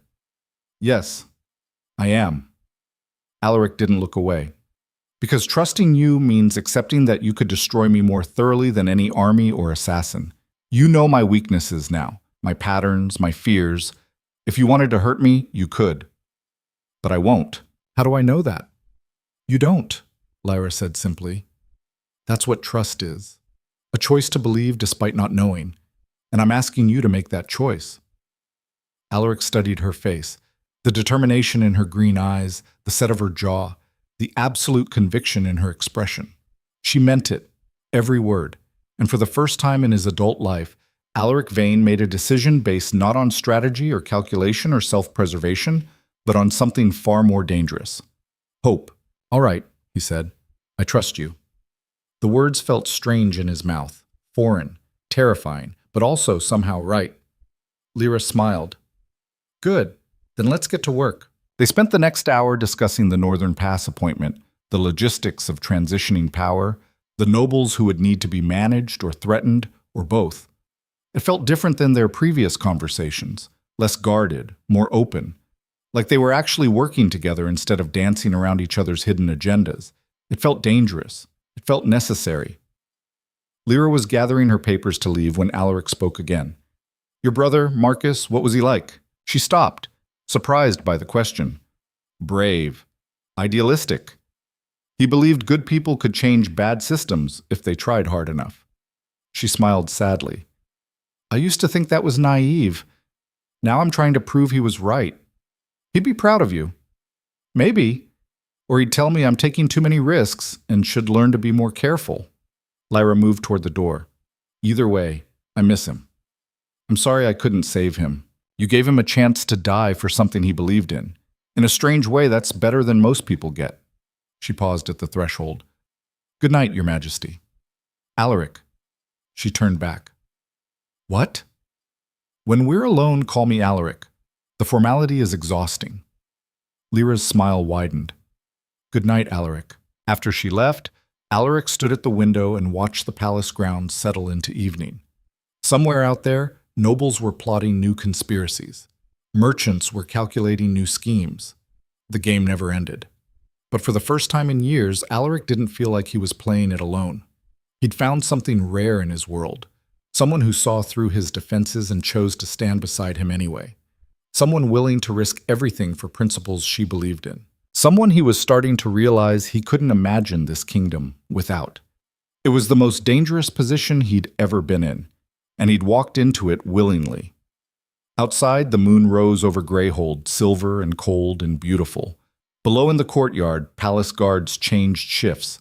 Life continued, systems turned, the machinery of power ground forward. But something had shifted. The king had learned to trust, and the woman he trusted had just become the second most powerful person in the kingdom. Neither of them realized that the real game was only beginning, or that the conspiracy they'd just dismantled was only the first layer of something far more dangerous. In a mansion 3 days' ride from the capital, a woman in expensive silk read the report of Varric's arrest and smiled. Perfect, she said softly. They think they've won. She set fire to the report and watched it burn. Then she began writing new orders. The king had found his weapon. Now she would teach him what happens when weapons learn to think for themselves. 3 months of peace should have been a warning. Alaric realized that too late, standing in his war room at midnight with blood on his hands and the taste of copper in his mouth. The letter on the table in front of him was written in elegant script, each word a carefully crafted threat. You think you won. You didn't. You simply cleared away the incompetent so the real work could begin.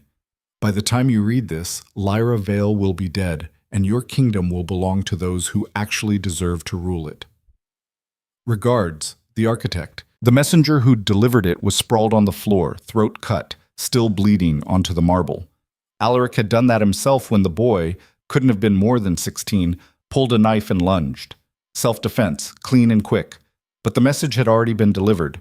Greaves burst through the door, saw the body, didn't even pause. Sire, we have a situation, multiple situations. The Northern Pass garrison just reported, I know. Alaric showed him the letter. Where's Lyra?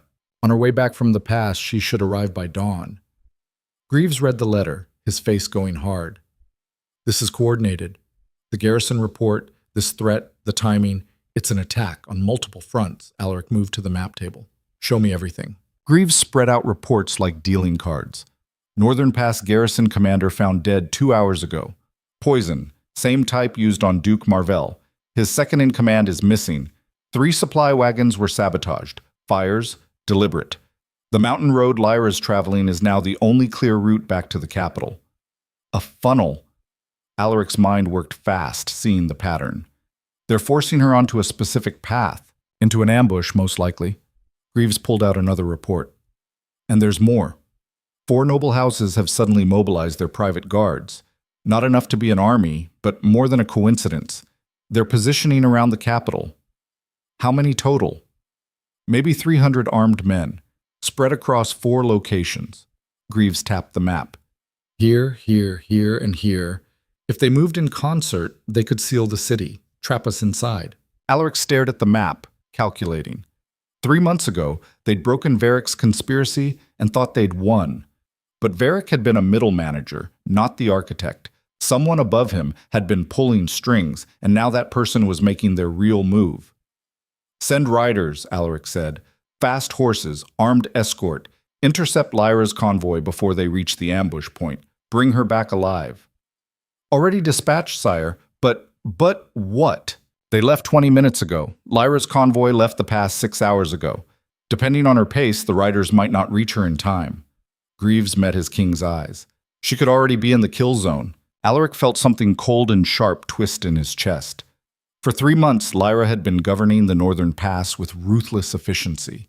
She'd rooted out corruption, streamlined trade, and turned the most valuable position in the kingdom into an actual asset instead of a political bargaining chip. The nobles had hated every minute of it. The merchants had lost millions, and someone had clearly decided that removing her was worth starting a war. How many guards does she have with her? 20. Her personal detail. All vetted, all loyal. Against how many attackers? Greaves hesitated. Unknown. But if they're smart, overwhelming numbers, they won't give her a fair fight. Alaric grabbed his sword belt from the wall hook, strapped it on. Then I'm going myself. Sire, you can't. Watch me. Alaric was already moving toward the door. Mobilize the palace guard. 100 men, cavalry, armed for combat. We ride in 10 minutes. That leaves the palace defenseless if the nobles move. If Lyra dies, the palace won't matter. They'll have proven we can't protect our own people. Alaric stopped at the door. This isn't just an assassination. It's a message. They kill her. We look weak. The nobles smell blood and move in. We stop them here. We show them what happens when they threaten us. Greaves stared at his king. You're risking everything for her. Yes, I am. Alaric's voice was flat, certain. 10 minutes, Greaves. Move. The mountain road was cold and dark, lit only by torches and the thin slice of moon overhead.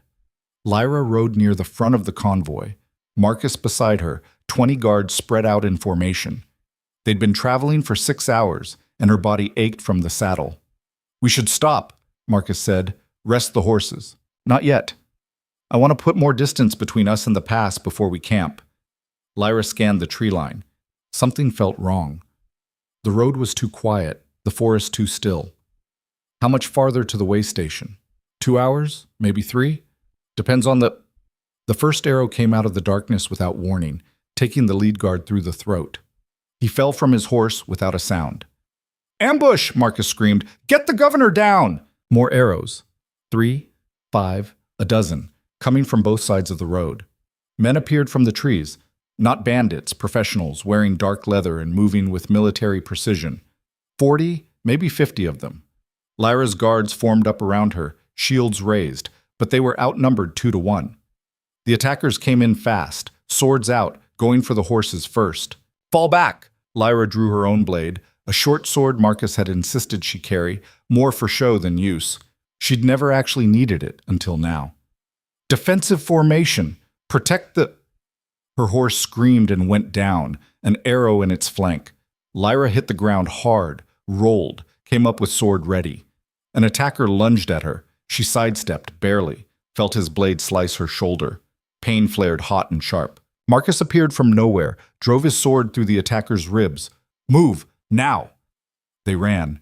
Behind them, Lyra's guards were dying, outnumbered and overwhelmed. She heard men screaming, horses thrashing, steel on steel. Marcus pulled her off the road, into the forest where the darkness was thicker. The way station, he gasped. If we can reach it, they'll follow us. Let them. Better terrain, defensible.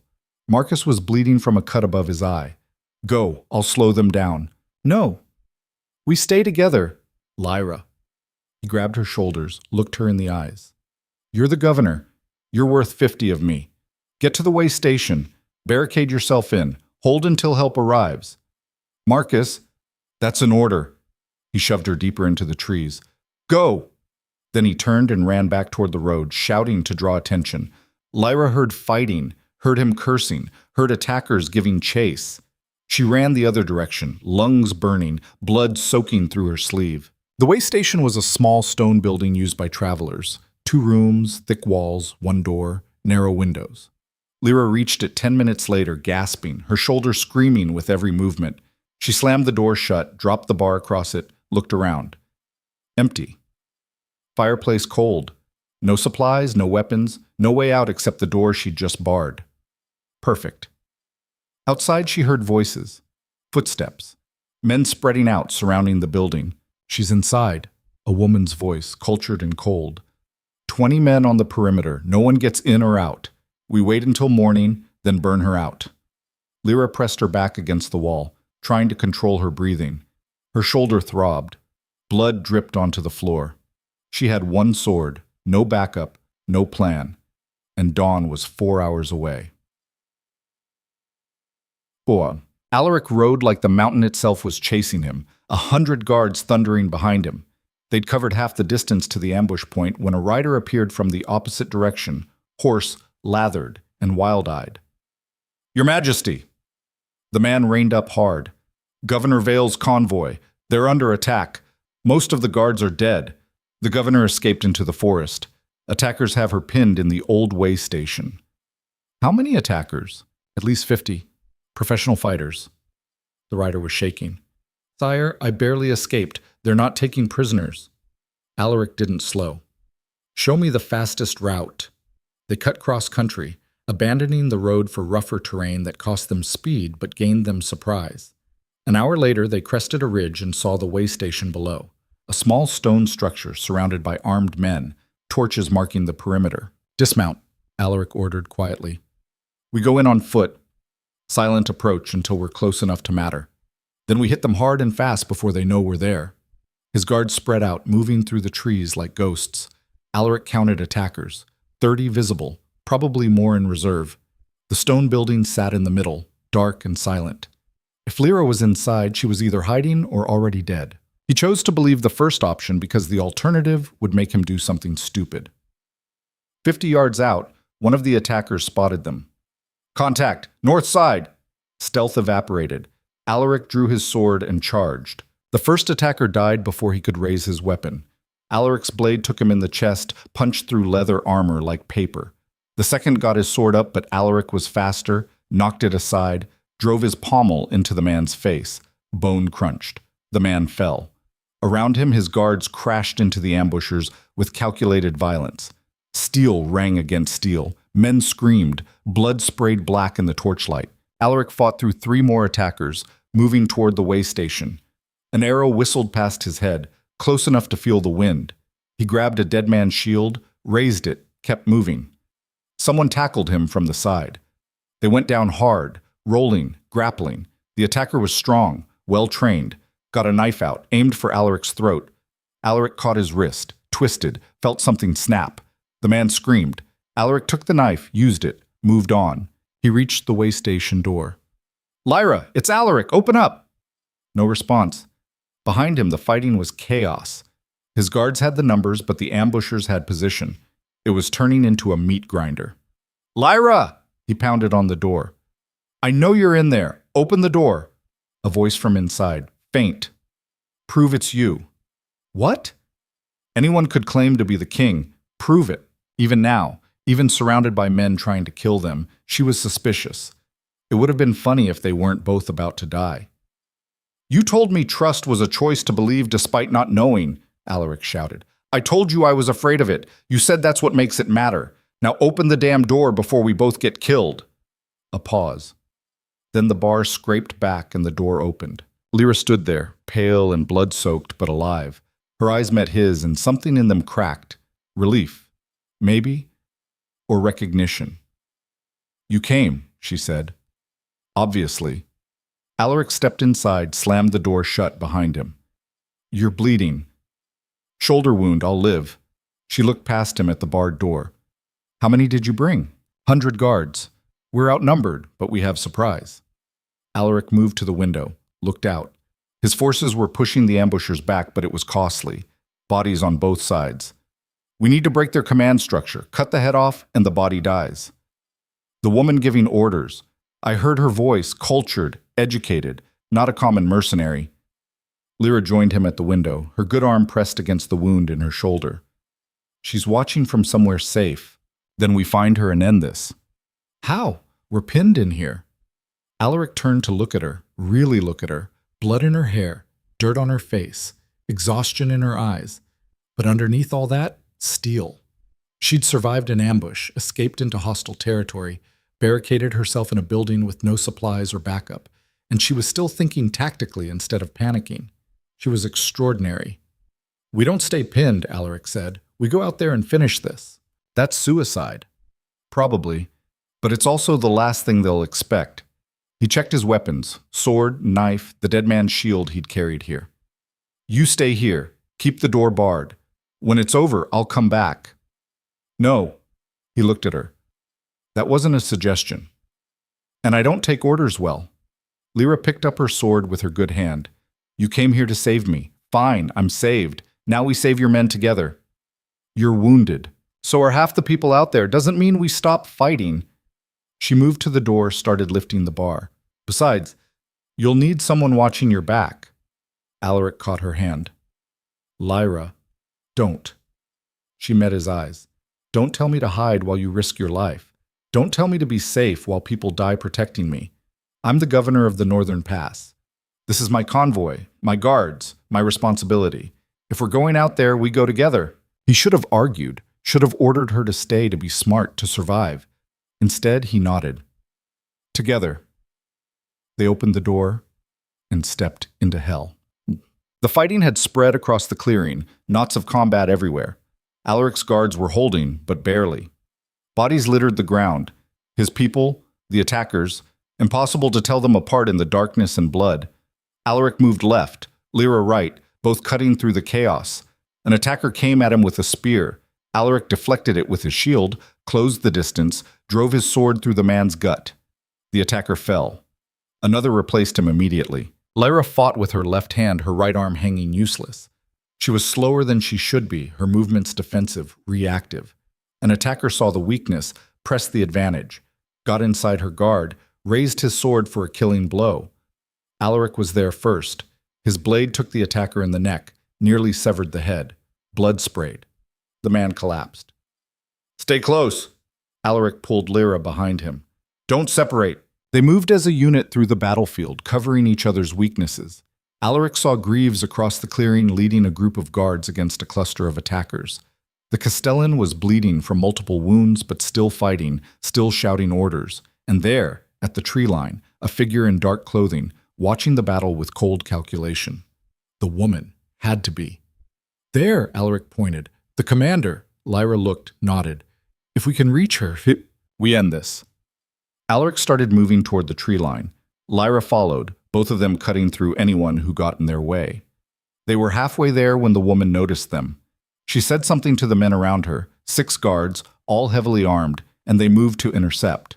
The first guard was huge, wielding a 2-handed sword.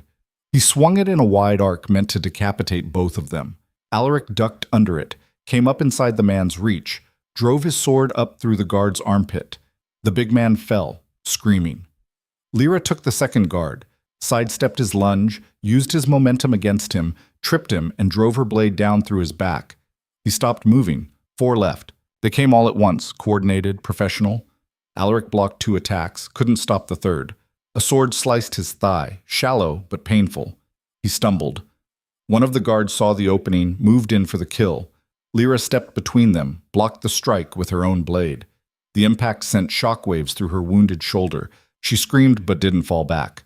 Alaric recovered, hamstrung the guard who'd cut him, turned and took another through the chest. 3 down. The last guard was smart, backed away, circled, looking for an opening. Lyra feinted left. Alaric moved right. The guard tried to cover both angles, failed. Alaric's sword found his throat. And then they were through, standing 20 feet from the woman who'd orchestrated all of this. She was beautiful, late 30s, dark hair, expensive clothes now spattered with other people's blood. She held a short sword like she knew how to use it, but her eyes showed no fear, only cold calculation. "Impressive," she said. Her voice was the one Lyra had heard earlier, cultured, educated. "I expected you to send your guards. I didn't expect you to come yourself, Your Majesty." "Who are you?" Alaric advanced slowly, sword ready. "Does it matter? I'm the person who's been running this kingdom from the shadows while you played at being king." She smiled. "My name is Sarah Blackwood. I funded Varric's conspiracy. I orchestrated the Duke's death. I've been moving pieces on this board for 5 years, waiting for the right moment to take everything." "Why?" "Because I can. Because you're weak and sentimental and you trust people you shouldn't." Sarah looked at Lyra. "Like her. The little spy who fell in love with her target. Did she tell you that part?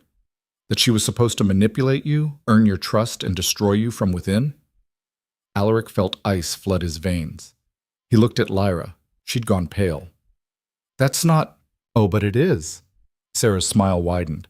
"I recruited Lyra Vale 2 years ago, trained her personally, taught her how to lie, how to manipulate, how to make powerful men fall in love with her so she could dismantle them piece by piece. She was my masterpiece, and you, Your Majesty, were supposed to be her finest work." "You're lying!"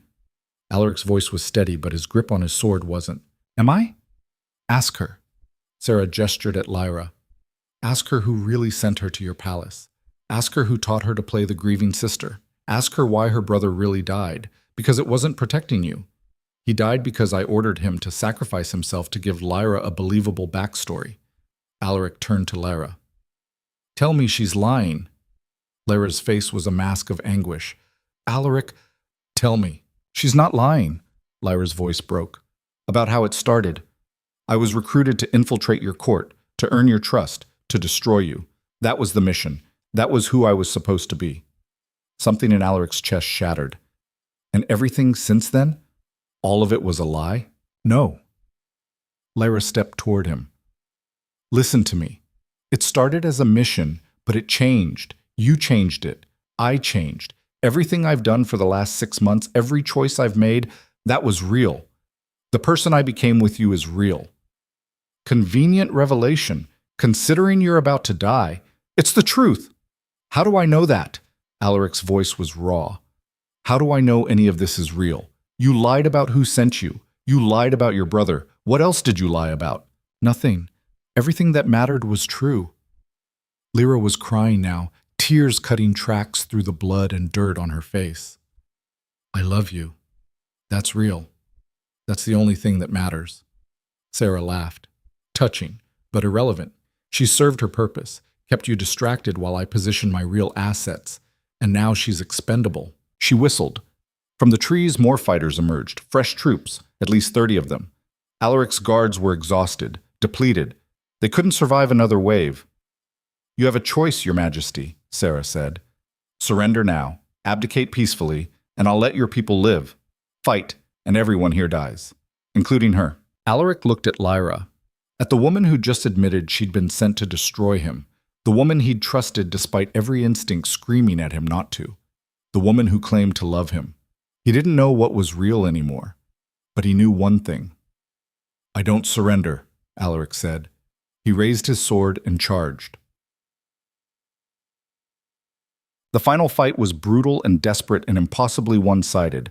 Alaric cut through 3 attackers before they brought him down. A sword caught his arm, another his ribs. He fell to one knee, bleeding, vision blurring. Someone kicked his weapon away. Lyra screamed his name, tried to reach him. 2 guards grabbed her, held her back. She fought like a wild thing, but wounded and exhausted, she had nothing left. Sarah approached Alaric slowly, her own sword ready. "You should have surrendered." "Go to hell." "After you."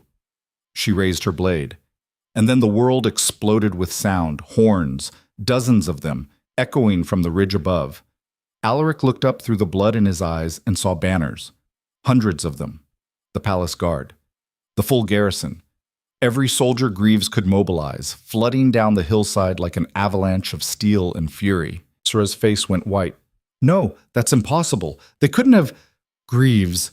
Alaric forced himself upright despite the pain. You really thought he'd let me ride out with only 100 men? He's been positioning reinforcements since we left. The fresh troops hit Sarah's forces like a hammer. The ambushers broke, scattered, tried to run. Most didn't make it 10 feet. Sarah herself turned to flee. Lyra tore free from the guards holding her, grabbed a fallen sword and threw it. The blade took Sarah in the back, punched through her spine. She fell forward, gasping, trying to crawl. Lyra walked over, planted her boot on Sarah's back, pulled the sword free. My brother, Lyra said quietly. Marcus Vale. He didn't die to give me a backstory. He died protecting a king he believed in. And you used his death to recruit me, to turn me into a weapon, to make me betray everything he stood for. Sarah coughed blood. You were perfect. My greatest creation. No. Lyra's voice was ice. I was your mistake, because you taught me how to lie so well that I could even lie to myself. You taught me how to manipulate so effectively that I could manipulate my own heart into believing I didn't care. But you forgot one thing. What? Eventually, the lies we tell ourselves become the truth we live. Lyra drove the sword down. When it was over, when the last of Sarah's forces had been killed or captured, Alaric sat on the way station steps and tried to remember how to breathe. His wounds were being bandaged by the palace physician who'd ridden with the reinforcements. Around him, men were collecting bodies, tending to the injured, securing prisoners. Greaves approached, limping but alive. Sire, the field is ours. Casualties? 43 dead, 62 wounded. Could have been worse. Greaves looked at the carnage. Much worse. Alaric nodded. His chest hurt. Not from the wounds, but from something deeper. Where's Lyra? Being treated. Her shoulder needs surgery, but she'll live. Greaves paused. Sire, what she said about being sent to infiltrate the court, is it true? Yes. And you believe the rest, that she changed, that her feelings are genuine. Alaric stared at the blood-soaked ground. I don't know what I believe anymore. Then maybe you should ask her. Maybe. Alaric stood, wincing as his wounds pulled. Or maybe it doesn't matter. Maybe the truth is that trust was always a gamble, and I lost. Or maybe you won, Greaves said quietly. Because she's still alive, and she killed the woman who created her. That's not the action of someone still following their original orders. Alaric didn't answer. He just walked away, into the trees, away from the battlefield and the bodies and the questions he didn't have answers for. Behind him, in the way station, Lyra sat while a physician stitched her shoulder. She didn't cry, didn't speak, just stared at nothing while they worked. In her hand, clenched so tight her knuckles were white, was a small piece of cloth. The remains of her brother's guard uniform, the one piece of him she'd carried since his death, the one thing that had always been real. Dawn broke over the mountains, painting the carnage in shades of gold and red. Survivors picked through the aftermath, collecting weapons and bodies and broken pieces of what used to be certainty. And somewhere in the capital, in the palace that had seemed so safe just hours ago, new players were already moving into position. Because Sarah Blackwood had been telling the truth about one thing, she wasn't the only person who'd been waiting for the right moment to strike. The real game was just beginning. The ride back to the capital took 3 days, and Alaric spent most of it avoiding Lyra. It wasn't difficult. She rode with the wounded, her shoulder bandaged and strapped, her face pale from blood loss and exhaustion. He rode at the front with Greaves and the officers, planning their return, coordinating intelligence reports, doing anything that didn't require him to look at the woman who'd admitted she'd been sent to destroy him. The woman who claimed she loved him. The woman he didn't know how to believe anymore.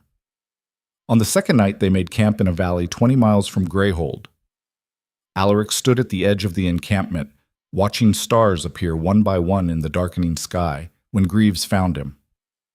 We need to discuss what happens when we reach the palace, the Castellan said. I know. The nobles will have heard about the ambush by now. They'll be scrambling to distance themselves from anyone connected to Sarah Blackwood. Some will claim ignorance, others will try to buy clemency with information. Greaves pulled out a list. We've already identified 12 houses with direct ties to her network. If we move fast, we can arrest them before they destroy evidence. Do it! All of them. I want everyone even remotely connected to this conspiracy in chains by tomorrow night. And Lyra? Alaric's jaw tightened. What about her? She was recruited by Sarah, trained by her, sent here as an infiltrator. Greaves spoke carefully. By the letter of the law, she's guilty of treason. The nobles will expect consequences. She saved my life. Multiple times. That doesn't erase the original crime. And if we don't address it, we look weak. The nobles will say you're blinded by... Greaves stopped himself. By what? Love? Alaric's laugh was bitter. Hard to be blinded by something I'm not sure exists. Sire, she lied, Greaves, about everything that mattered. Who she was, why she came here, who she was working for. How am I supposed to trust someone who built our entire relationship on deception? Because she chose you over her mission. Greaves moved closer. Sarah Blackwood recruited her 2 years ago. Lyra could have destroyed you a dozen times in the past 6 months. She had access to your private chambers, your correspondence, your strategies. She could have poisoned you, sabotaged you, fed intelligence to your enemies. But she didn't. She turned on Sarah instead. Or she's still playing the long game. Do you actually believe that? Alaric stared at the stars. Did he? Could he? I don't know what I believe, he said finally. But I know I can't keep her at court. Not after this. The nobles won't accept it, and I can't. His voice cracked slightly. I can't look at her without wondering which parts were real. Then ask her. I did. On the battlefield. You asked while you were both bleeding and fighting for your lives. That's not a conversation, it's combat. Greaves put a hand on his king's shoulder. Talk to her properly. Hear the whole truth. Then decide. Alaric wanted to refuse, wanted to avoid the conversation entirely, send Lyra away, and pretend the past 6 months had never happened. It would be easier, safer. But he'd never been a coward. Send her to my tent, he said. Privately, no guards. Greaves hesitated. Sire, if she's still working for... She's not. I know that much. Alaric turned away from the stars. If she wanted me dead, I'd already be dead. Whatever else she is, she's not an assassin. What is she then? That's what I'm about to find out. Lyra arrived 20 minutes later, escorted by Marcus, who looked worried enough for both of them. She was still pale, her arm in a sling, exhaustion written in every line of her body. But her eyes were clear and direct when they met his. Your Majesty, you wanted to see me. Formal, distant, like they were strangers. Maybe they were. Sit, Alaric said, gesturing to the camp chair across from his. Please. She sat carefully, favoring her wounded shoulder. The tent was lit by a single lantern, casting shadows that made her face look older, harder. How's your arm? He asked. Healing. The physician says I'll have full range of motion in a few weeks. She folded her good hand in her lap. I assume that's not why you called me here? No. Alaric poured 2 cups of wine, slid one across to her. I need you to tell me the truth. All of it, starting from the beginning. Lyra looked at the wine but didn't touch it. Which beginning? When Sarah recruited me? When my brother died? When I walked into your palace? All of it. She was quiet for a long moment. When she spoke, her voice was steady, but something underneath it wasn't. Marcus, my brother, died protecting you during the spring assassination attempt. That part was true. I was devastated, angry, lost. She stared at her hands. Sarah found me a week after his funeral. She said she could help me find the people responsible, make them pay. I was too grief-stricken to ask the right questions. What did she offer you? Training, resources, a way to infiltrate the networks that had ordered my brother's death. Lyra's jaw tightened. She said the conspiracy went all the way to the top, that nobles in your own court had funded the assassination. She said if I wanted justice, I'd have to get close to you, learn your secrets, find proof. So you became a spy. I became whatever she needed me to be. She spent 6 months training me. How to lie convincingly, how to manipulate powerful men, how to make people trust me. She was brilliant at it, terrifying, but brilliant. Lyra finally looked up, met his eyes. And then she sent me to you with the Whitehaven intelligence as my entry point. The intelligence was real, though. Yes, Sarah had cultivated sources throughout the merchant networks. She fed me genuine information to make my approach credible. Everything about Varric's conspiracy was true. She just neglected to mention she was the one running it. Alaric felt something twist in his chest. So you walked into my court knowing you were working for the woman trying to destroy me? No, I walked into your court thinking I was working for someone trying to expose corruption and avenge my brother. Lyra's voice shook slightly. I didn't know Sarah was the architect. Not until much later. When? 2 months ago, maybe 3. I started noticing inconsistencies in the intelligence she was feeding me, patterns that didn't make sense. And then I found communications between her and some of the conspirators I was supposed to be investigating.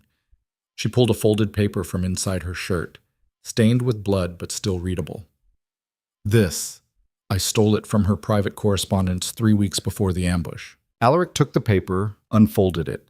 It was a letter in Sarah's handwriting, outlining plans to manipulate Lyra into poisoning him during a state dinner. The same dinner where Lyra had faked the poisoning to expose Varric. She wanted me to actually kill you, Lyra said quietly. I pretended I didn't know, played along, and used it to expose Varric instead. That's when I realized what I'd become part of. And you didn't tell me. How could I?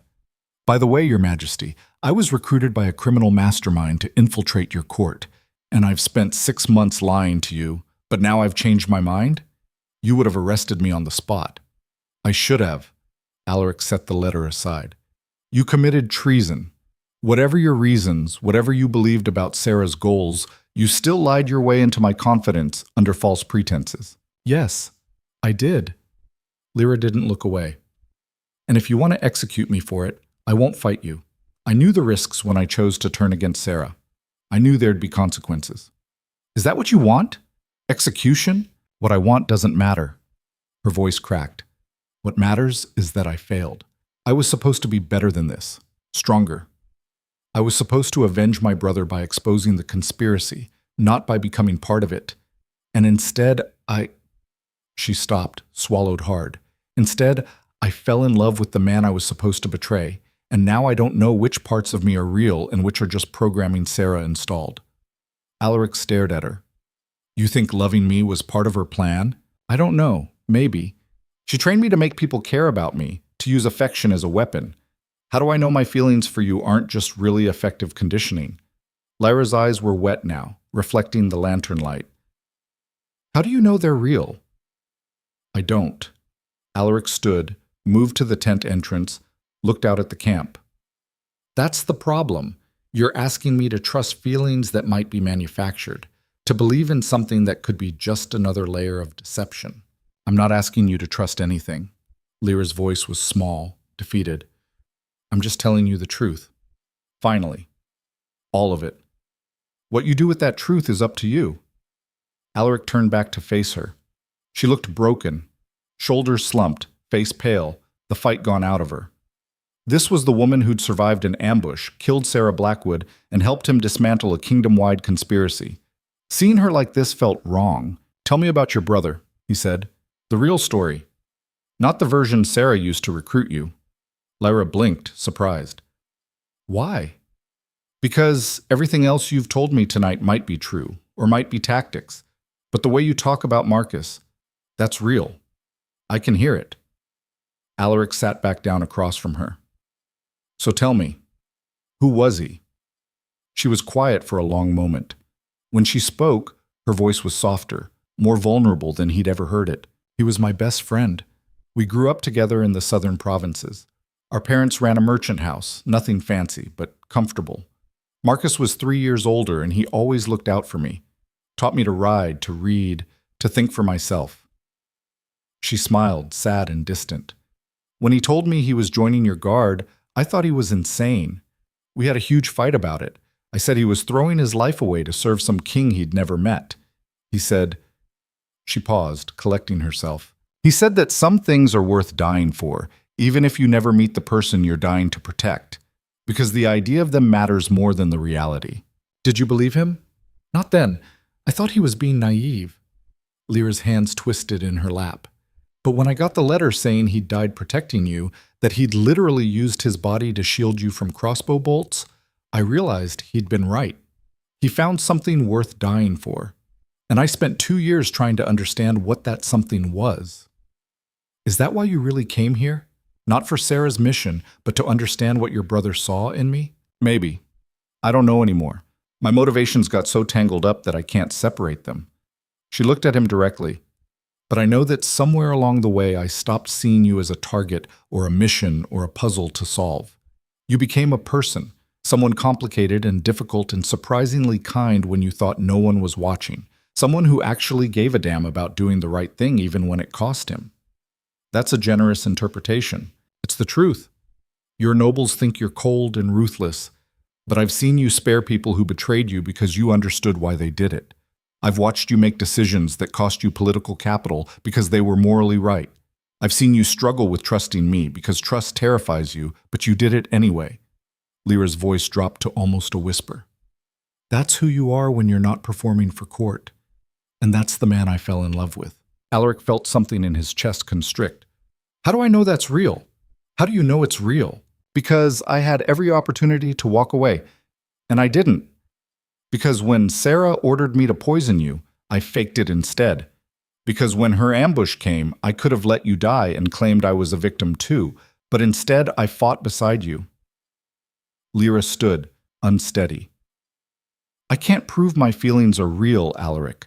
I can only show you my choices, and every choice I've made for the past 6 months has been to protect you, even when it meant turning on the person who gave me purpose after my brother died. They stood in the quiet tent, the lantern flickering between them.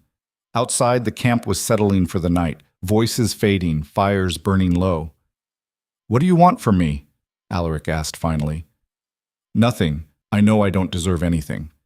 Lyra moved toward the tent entrance, stopped. I just wanted you to know the truth before you send me away. You deserved that much. I'm not sending you away. She turned, surprise clear on her face. What? I'm not sending you away, Alaric repeated. You're too valuable, too dangerous to leave unsupervised, and too— He stopped, searching for words. Too important to lose. Even after everything I've told you? Especially after everything you've told you. He moved closer.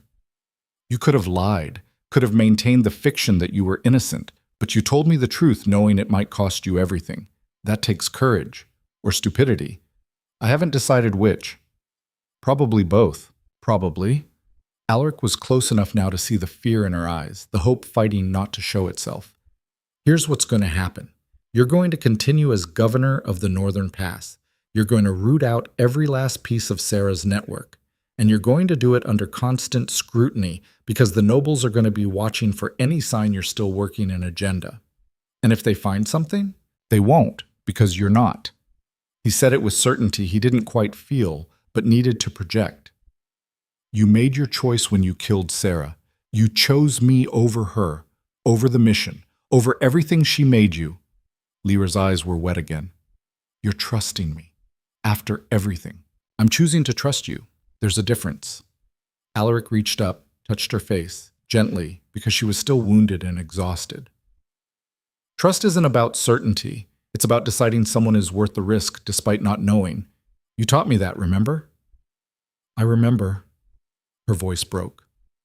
But Alaric, I don't know if I can do this, if I can be the person you need me to be. Sarah trained me to be a weapon, and I don't know how to be anything else. Then learn. We'll both learn. He pulled her closer, careful of her injured shoulder. I don't know if what we have is real or manufactured or something in between, but I know I don't want to lose it. I know that when I thought you might die in that ambush, something in me broke that had nothing to do with strategy or politics. And I know that's terrifying for both of us. More than terrifying, she whispered. Impossible. Good. I've never been interested in easy things. Lyra laughed, a short, broken sound that turned into a sob. She pressed her face against his chest and he held her while she cried, the careful composure she'd maintained for months finally shattering. I'm sorry, she said between sobs. I'm so sorry for lying, for using you, for being exactly what Sarah made me. You're not what she made you. You're what you chose to become despite her. Alaric stroked her hair. That's the difference. She gave you tools, but you decided what to build with them. They stood like that for a long time, holding each other in the flickering lamplight. Outside, the camp grew quiet. Inside, something fragile and dangerous settled between them. Not quite forgiveness, not quite trust, but the beginning of both. When Lyra finally pulled back, her eyes were red but clear. "What happens now?" she asked. "Now we go back to the capital. We clean house.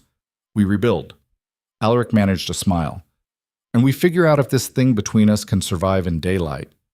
And if it can't, then at least we tried." The palace looked smaller somehow when they rode through the gates 2 days later. Or maybe Alaric had just gotten used to measuring things on a larger scale. Ambushes and conspiracies and kingdom-wide networks of corruption. A building, even a royal one, seemed manageable by comparison. The court was in chaos. News of Sarah Blackwood's network had spread, and nobles were scrambling to distance themselves from anyone even remotely connected. Greaves had already arrested 15 people, with more warrants being drafted hourly. The palace dungeons were overflowing. Alaric spent the first week back conducting interrogations personally. Some of the arrested nobles claimed ignorance. They'd been unwitting tools, they insisted, manipulated by Sarah without knowing her true agenda. Others tried to bargain, offering information in exchange for clemency. Alaric accepted information but granted no clemency. By the end of the second week, the conspiracy's full scope was laid bare.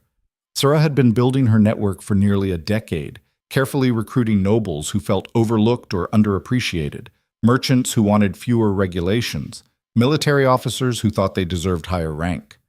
She'd promised each of them something different: power, wealth, revenge, and coordinated their efforts toward a single goal: destabilizing Alaric's rule enough to seize control herself. It had nearly worked. 23 noble houses implicated, Greaves reported during a council meeting. 14 merchant consortiums, 6 military officers, though fortunately none in critical positions. We're still tracking down peripheral players, but the core network is dismantled. Punishments? Alaric asked. Executions for the primary conspirators, those who actively participated in planning assassinations or treason. Exile for secondary players who provided support but didn't directly order violence. Asset seizure across the board. Greaves paused. That's the recommendation from the justices, anyway. Final decision is yours, sire. Alaric looked around the council table. Most of his advisors looked relieved that the threat was over, but a few looked uncomfortable with the proposed severity of punishment. Objections? He asked. Lord Harwick cleared his throat. The executions, sire. 23 noble families losing their heads. It's a lot of blood. Some are worried it will make you look tyrannical. Worried or afraid they'll be next if they step out of line? Both, probably. Harwick had the grace to look embarrassed. I'm just saying mercy is sometimes more powerful than punishment. Mercy, Alaric said quietly, is for people who made mistakes. These people committed treason. They funded assassinations. They tried to overthrow the crown. That's not a mistake. It's a choice, and choices have consequences. So the executions stand? Duchess Merryweather asked. They stand. Schedule them for the end of the month. Public, in the main square. I want everyone in the kingdom to see what happens to traitors. Alaric stood. And I want the assets from the seized estates used to compensate the families of everyone who died in the ambush. Guards, servants, civilians caught in the crossfire, all of them. No one who died protecting this kingdom should leave their families destitute. That got approving nods around the table. It was good politics, showing he cared about common people while punishing nobles. But it was also just right. Those guards had died because of his decisions. The least he could do was ensure their families survived. What about Governor Vale? Someone asked. Alaric couldn't see who. The voice came from the back of the room. The table went quiet. Everyone looked at him. What about her? Alaric kept his voice neutral. There are questions about her background, her connection to Sarah Blackwood. Some are saying she was complicit in the conspiracy. Some are saying that because they're idiots. Alaric's tone sharpened. Governor Vale risked her life multiple times to expose the conspiracy. She killed Sarah Blackwood personally. If anyone in this room has evidence of her complicity, present it now or shut up about it. Silence. That's what I thought. Alaric gathered his papers. Governor Vale remains in her position with my full confidence. Any noble who has a problem with that is welcome to voice their concerns. To me. Privately. In the training yard. With swords. A few nervous laughs. The message was clear. Questioning Lyra meant questioning Alaric's judgment, which meant challenging him directly. No one took him up on the offer. After the meeting, Alaric found Lyra in the palace library, buried in trade reports from the Northern Pass. She looked better than she had 2 weeks ago. The color had returned to her face, her shoulder was healing well, and she'd regained some of the confidence the ambush had shaken. "Working on your day off?" he asked. She looked up, smiled. "I don't really do days off. Too much work." She set down her papers. "How was the council meeting?" "Productive. We're executing 23 traitors and seizing enough assets to fund the kingdom for a year." He sat across from her. "Also, I threaten to duel anyone who questions your loyalty." "That's sweet. Violent, but sweet." "I thought so." Alaric picked up one of her reports, scanned it. "The pass revenues are up 30% since you took over. Turns out when you stop letting corrupt officials skim from the top, money flows better." "Who knew?" She took the report back. "But that's not why you're here. What's wrong?" He should have known she'd see through him. "Nothing's wrong. I just wanted to check on you. Make sure you're all right." "I'm fine. Healing, working, trying to figure out how to be a person instead of a weapon." She met his eyes. "It's harder than I expected." "What is?" "All of it. Trusting myself, trusting you. Knowing which impulses are mine and which are Sarah's conditioning." Lyra set her papers aside. "Sometimes I catch myself calculating how to manipulate a conversation or position myself advantageously, and I have to stop and ask if that's strategy or if that's just who I've become. Maybe it's both. Strategy isn't inherently bad. Neither is being aware of power dynamics. But using people is. You're not using me." Alaric said it with more certainty than he felt. "If you were, you wouldn't be questioning yourself like this." "How do you know?" "Because real manipulators don't doubt. They just act." He stood, moved around the table to sit beside her. "You're rebuilding yourself from pieces, Lyra. That's going to be messy and uncertain and sometimes painful. But it's also brave. Most people never question their own programming." She leaned against him, careful of her healing shoulder. "Do you ever regret it? Choosing to trust me?" "Every day. And then you do something brilliant or kind or impossibly brave, and I remember why I made that choice. What did I do today that was brilliant? You're still here, still fighting to be better. That's more than most people manage." They sat in comfortable silence for a while, surrounded by books and the fading afternoon light. It felt normal, almost domestic, like they were just two people who cared about each other instead of a king and his potentially traitorous advisor. Alaric knew it was an illusion. The court was still watching them, waiting for scandal or proof of conspiracy. The nobles who'd lost family to the executions would hate them both.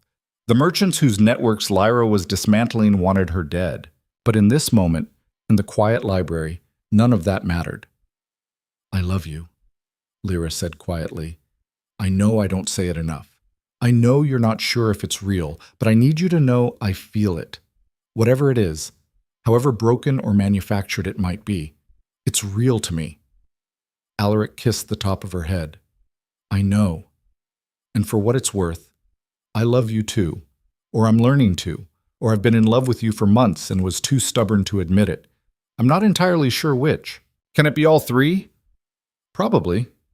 She laughed, and it sounded genuine, unguarded, the laugh of someone who'd finally stopped performing. They stayed like that until the sun set and the library grew dark. Then they went to dinner, where nobles watched them with barely concealed suspicion, and servants whispered behind their hands. They endured it together, playing their roles, the cold king and his mysterious advisor. But later, in the privacy of Alaric's chambers, they were just themselves, damaged and uncertain and trying to build something real from the wreckage of Sarah's plans. It wasn't perfect, it wasn't easy, but it was theirs.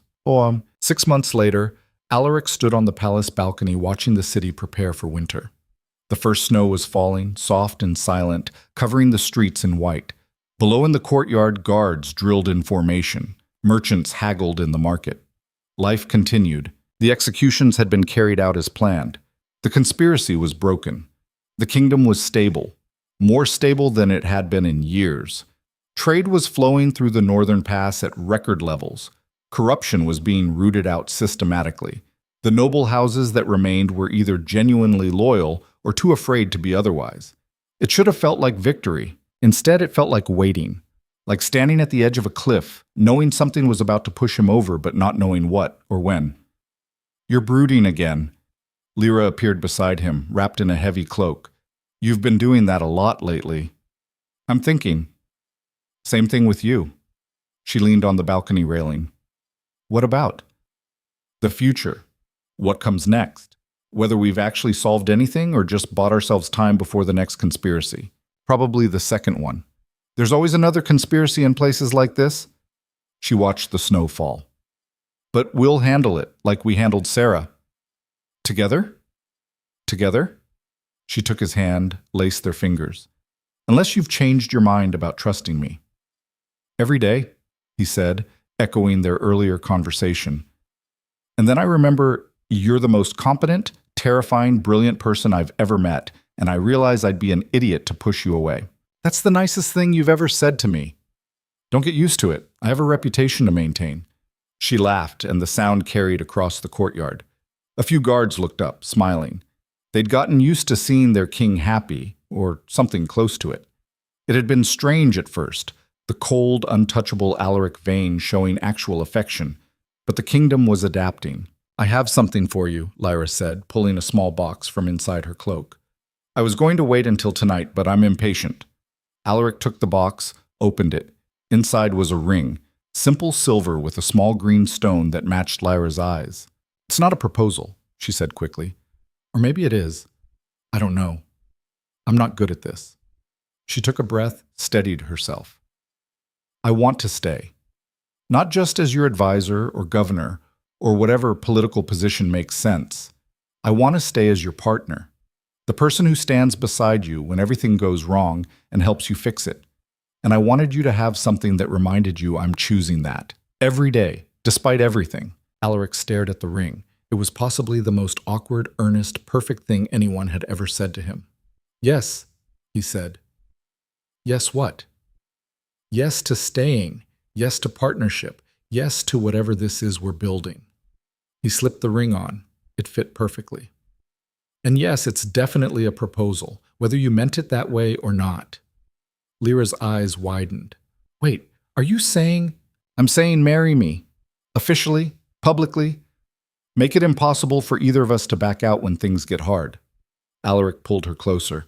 "I'm saying I don't care if we're both damaged and uncertain and probably making a huge mistake.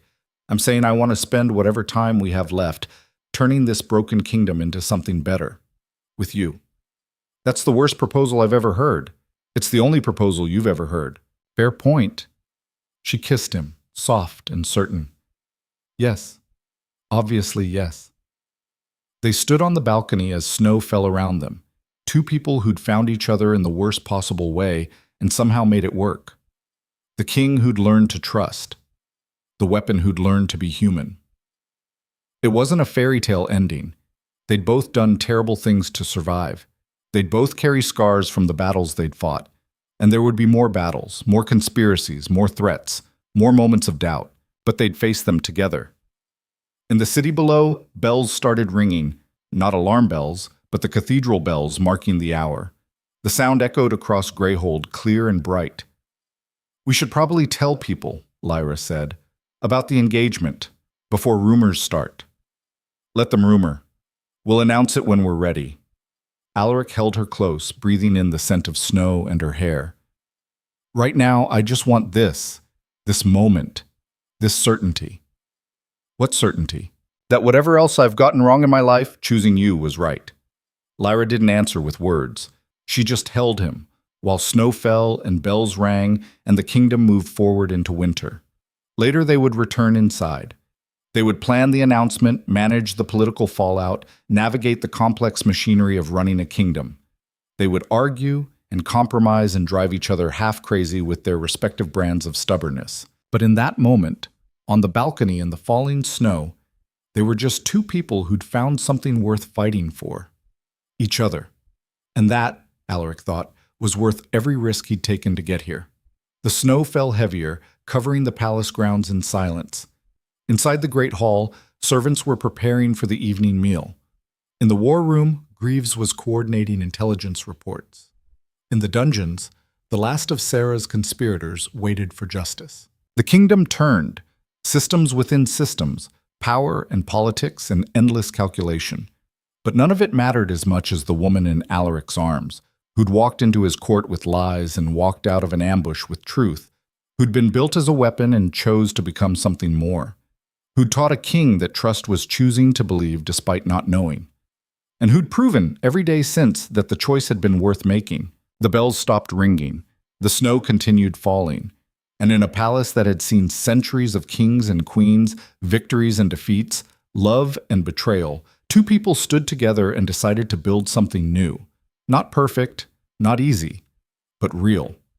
And in a world built on lies and manipulation, reality was the most radical choice of all. The end.